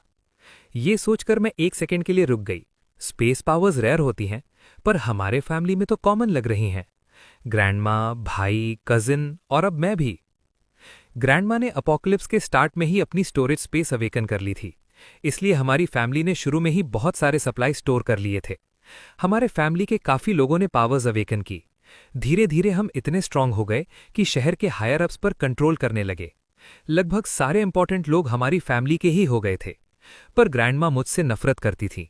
पहला रीजन, उन्हें लगता था मैं आंटी की डेथ की वजह हूं, वो मुझे मारना चाहती थी। दूसरा, वो मेरी मां से नफरत करती थी। आंटी एक पुलिस ऑफिसर थी। उन्हें न्यू टाउन में ग्रैंडमा के बारे में कुछ पता चला। वो उन्हें ढूंढने गईं और कभी वापस नहीं आई। पिछली जिंदगी में जैसे ही मेरे पेरेंट्स मुझे वापस लाए, ग्रैंडमा और मिंग सिंह ने मुझे टारगेट करना शुरू कर दिया। मिंग सिंह वो ऑर्फन था जिसे ग्रैंडमा मेरे जाने के बाद लाई थी। वो चाहती थी मेरे पेरेंट्स उसे अडॉप्ट करें, पर उन्होंने मना कर दिया और मुझे वापस ले आए। इसलिए ग्रैंडमा ने मिंग सिंह को खुद ही पाला और बहुत पैम्पर किया। मेरे पेरेंट्स नहीं चाहते थे कि मुझे बुली किया जाए, इसलिए हम फैमिली हाउस छोड़कर अलग रहने लगे। उसके बाद मेरी आंखों में अंधेरा बढ़ता गया। मुझे अपोकलिप्स के पहले साल के एंड से पहले कैपिटल वापस जाना ही होगा। इस साल मुझे स्ट्रांग बनना है, और स्ट्रांग और स्ट्रांग। मेरी नज़र शेन किंगलिंग पर जाती है। अपोकलिप्स के अर्ली मिड फेज में अगर तुम अकेला हो और स्ट्रांग हो तो अच्छा सर्वाइव कर सकते हो, पर बाद में सिर्फ ज़ॉम्बीज नहीं, प्लांट्स और एनिमल्स भी म्यूटेट हो जाते हैं। सब कुछ इवॉल्व होता है। तब अकेला रहना बहुत डेंजरस हो जाता है। एक छोटी सी गलती और कोई घास का टुकड़ा भी तुम्हें मार सकता है। रीबर्थ के बाद मैंने सोचा था अपनी एक एलीट टीम बनाऊंगी और खुद लीडर बनूंगी। मेरे लिए लोगों को मारना मुश्किल नहीं है, पर लोगों के साथ रिलेशंस मेंटेन करना, उन्हें हैंडल करना, ये सब मेरा स्ट्रांग पॉइंट नहीं है। जब मुझे अपनी डार्क पावर्स और म्यूटेंट बीस्ट से बॉन्ड करने की एबिलिटी मिली, तब मैंने टीम बनाने का आइडिया छोड़ दिया। मैं म्यूटेंट बीस्ट्स को टेम कर सकती हूँ, उन्हें कॉम्बैट पार्टनर्स बना सकती हूँ। पर जब मैंने शेन किंगलिंग को देखा तो टीम बनाने का आइडिया फिर से जिंदा हो गया। इंसान और म्यूटेंट बीस्ट्स अलग होते हैं। मुझे अपनी फैमिली ढूंढनी है। मैं पूरी तरह से अकेले नहीं रह सकती। मुझे चाहिए strong powers, powerful mutant beasts, unlimited supplies और लॉयल टीममेट्स जो बैकग्राउंड का काम संभालें ताकि मैं और स्ट्रॉन्ग बनने पर फोकस कर सकूं। शेन किंगलिंग ने मुझे उसकी तरफ देखते हुए नोटिस किया। वो हल्का सा स्माइल करता है। हेलो, मैं शेन किंगलिंग हूं। मैं भी हल्का सा स्माइल करती हूं। मेरी ठंडी ऑरा थोड़ी सॉफ्ट हो जाती है। मैं शिक्षिया हूं। तुम बहुत खूबसूरत हो। तुम्हारी वाइब अलग है। तुम किसी एड वाली लड़की जैसी लगती हो। अगर कैपिटल इतना दूर ना होता तो मैं तुम्हें इंट्रोड्यूस जरूर कराता। शेन किंगलिंग मुझे 3 सेकंड तक घूरता रहता है। वो एक्चुअली ये पूछना चाहता था, तुम्हारे पेरेंट्स जिंदा हैं? तुम्हारी एज क्या है? पर पहली मुलाकात में वो इतना पर्सनल नहीं होना चाहता था। उसे पता था जोई मुझे जानता है, वो बाद में पूछ लेगा। उसके दिमाग में एक थॉट आया, क्या ये मिंगजो की लॉस्ट सिस्टर हो सकती है? मैं बस हल्की सी करती हूं। मुझे पता है वो किसकी बात कर रहा है, मेरी माँ मूजिन। ये मेरा कजन है वेन्यू। कोई भी सब्जेक्ट चूज कर सकता था, पर इसने एग्रीकल्चर ही चूज किया। अपनी उगाई सब्जी खाई और ऑलमोस्ट पॉइजन हो गया। एम्बुलेंस आई, फिर इसके रूममेट के पिग ने इसका पैर तोड़ दिया। शेन किंगलिंग जोर से हंस पड़ा। वेन्यू ने उसे घूर कर देखा, थोड़ा अनॉयड। सू स्यांगपंग ने यह सुना तो हल्का सा खांसा, अपनी एम्बैरसमेंट छुपाने के लिए, क्योंकि वो पिग उसका ही था। मैं भी शेन किंगलिंग के साथ हंस पड़ती हूँ। हंसने के बाद मैं वेन्यू को देखती हूँ। उसके कान हल्की सी लाल हो गए हैं। उसकी क्लियर पपी जैसी आंखें शेन किंगलिंग को देख रही हैं, जैसे ब्लेम कर रहा हो। इसे शर्म नहीं आती? शेन किंगलिंग के जोक की वजह से एटमॉस्फेयर काफी हल्का हो गया। मैं चुपचाप काउंट करने लगती हूँ। टोटल 53 क्रिस्टल कोर्स मिले। लगभग आधे ज़ॉम्बीज ने कोर्स ड्रॉप किए हैं। काफी लकी हूं। अगले कुछ दिनों में और कलेक्ट करूंगा और सब अब्सॉर्ब करने की कोशिश करूंगा। होप है कि ब्लैक फेदर खत्म होने से पहले मैं अपनी पावर्स को सेकंड टियर के थोड़ा नीचे तक अपग्रेड कर लूं। ये छोटे किटन्स भी तुम्हारे हैं? शेन किंगलिंग ने मेरे पीछे सोइंग टेबल पर बैठे चारों किटन्स को देखा। जेंसाई ने अपना पॉ लिक किया और शेन किंगलिंग को थोड़ी वेरी नजर से देखा। मैंने जवाब दिया, फायर और स्पीड टाइप क्रिस्टल कोर्स को छोड़कर बाकी सब नॉन एट्रीब्यूट कोर्स हैं। एट्रीब्यूट कोर्स में एनर्जी कम होती है, पर वो मेरे लिए ज्यादा कंपैटिबल होते हैं। फायर कोर को मैं अलग बकेट में रखता हूँ, बाकी सब एक बड़े बकेट में डालकर स्टोरेज में भेज देता हूँ। एक कोर हाथ में पकड़कर मैं अब्जॉर्ब करता हूँ। 10 मिनट में एक अब्जॉर्ब होता है। टोटल 53, मैक्सिमम 9 घंटे लगेंगे। आज ज़ेनज़ाई ने सबसे अच्छा परफॉर्म किया। मैं उसके सामने 10 क्रिस्टल कोर्स रख देता हूँ। ये तुम्हारे हैं। म्याओ। किटन्स को नहीं पता ये क्या है, पर एनिमल्स की इंस्टिंक्ट स्ट्रांग होती हैं। पाई तुरंत भागकर लेने जा रहा था, पर ज़ेनज़ाई ने एक हवा के झोंके से उसे उड़ा दिया। मुझे डर हुआ वो ज़ॉम्बी ब्लड में गिर जाएगा, तो मैं उसे जल्दी से पकड़ लेता हूँ। ज़ेनज़ाई ने कोर्स ले लिए, फिर तैंगज़ाई और फूज़ाई को देखकर 2 कोर्स उनके साथ शेयर किए। म्याओ म्याओ। मैं उनकी लैंग्वेज नहीं समझता, पर क्लियरली फील होता है छोटे दोनों किटन्स एडमिरेशन से ज़ेनज़ाई को देख रहे हैं। पाई मेरी बाहों से निकलकर सोइंग टेबल पर जम तरता है। मुझे लगा फाइट होगी, पर ज़ेनज़ाई ने ठंडी नज़र से देखा, एक बार म्याऊं किया और पाईसाई को भी एक कोर दे दिया। पाई शॉक में रह गया। ज़ेनज़ाई ने हल्का सा हेड नॉट किया। सच में वो लीडर जैसा लग रहा था। मैं मुस्कुरा देता हूँ और उसे और 3 कोर्स दे देता हूँ। ये रिवॉर्ड है टीम को साथ रखने के लिए। पाई अपने पास वाले एक कोर को देखता है, फिर ज़ेनज़ाई के पास के 3 कोर्स को। उसकी आंखें हिलने लगती हैं शौक से। मैं उसे समझाता हूँ, अभी तक तुमने पावर अवेकन नहीं की, तुम्हारे लिए अभी क्रिस्टल कोर्स यूजलेस हैं। ज़ेनज़ाई ने आधे ज़ॉम्बीज खुद मारे हैं, ये उसका हक है। पाई उदास हो जाता है। जब तुम्हारी पावर्स अवेकन होंगी और तुम खुद ज़ॉम्बीज मारोगे, तब तुम्हें भी अपना हिस्सा मिलेगा। तैंगज़ाई ऊपर देखकर ईगर आंखों से मुझे देख रहा था। वो ज़ेनज़ाई की तरह मॉन्स्टर्स इंस्टेंटली नहीं मार सकता, और जितना ज़्यादा वो हील करता है उतना ही एनिमीज रिकवर होते हैं। तो रिवॉर्ड सिस्टम ये है: minor heal equals to 1 core, medium equals to 5 cores, serious equals to 10 cores और क्रिटिकल इक्वल्स टू 20 कोर्स। मैं 2 कोर्स निकालकर टैंगज़ाई के सामने रखता हूँ। ये तुम्हारे लिए, तुमने मुझे 2 बार हील किया। टैंगज़ाई की टेल सीधी हो जाती है, वो क्लियरली खुश है। मैं उसका हेड पैट करता हूँ। फिर मैं फूज़ाई को स्क्रफ से उठाता हूँ। अब वो मुझसे नहीं डरता, बस अपनी बेकार सी एम्बर आइज से मुझे देख रहा है। उसकी स्टूपिड सी शक्ल देखकर मैं साय करता हूँ और उसे नीचे रख देता हूँ। शेन किंगलिंग ये सब देख रहा था। ये सच में समझ पा रहे हैं? ज़ेनज़ाई उसकी तरफ देखता है, फिर अपना पॉ लिक करता रहता है। फिर फूज़ाई के हेड पर हल्का सा टैप करता है। म्याओ म्याओ। मुझे नहीं पता क्या बोला, पर फूज़ाई एक्चुअली नॉड करता है। अपना पॉ क्रिस्टल कोर पर रखता है और अब्जॉर्ब करना स्टार्ट करता है। तैंगज़ाई भी कॉपी करता है। पाईसाई भी थोड़ी देर बाद सेम करता है। मैं अपना एक्स वापस स्पेस में रख देता हूँ। जब मैं क्लीनअप कर रहा होता हूँ, शेन किंगलिंग जल्दी से पूछता है, तुम जा रही हो? तभी अचानक झुयुई जोर से रोर करता है। सब डर जाते हैं। मैं उसकी तरफ देखता हूँ। उसका फेस लाल, वेन्स उभरी हुई, बॉडी जल रही है जैसे आग में हो। अंधेरा उसे निगलने जैसा फील हो रहा था। जोई अपनी जुबान काट लेता है। पेन से होश में आ जाता है। उसे मेरी बात याद आती है। उसे सर्वाइव करना है, घर जाना है, पेरेंट्स से मिलना है, नैन नैन को ढूंढना है। शायद उसकी विल पावर की वजह से उसका टेम्परेचर धीरे धीरे नॉर्मल होने लगता है। फिर अचानक इंटेंस भूख लगती है। वो धीरे से आंखें खोलता है। सब लोग उसे टेंशन से देख रहे होते हैं। मैं एक बॉक्स पकड़े हुए हूँ जिसमें से छोटे फ्लफी हेड्स बाहर झांक रहे हैं।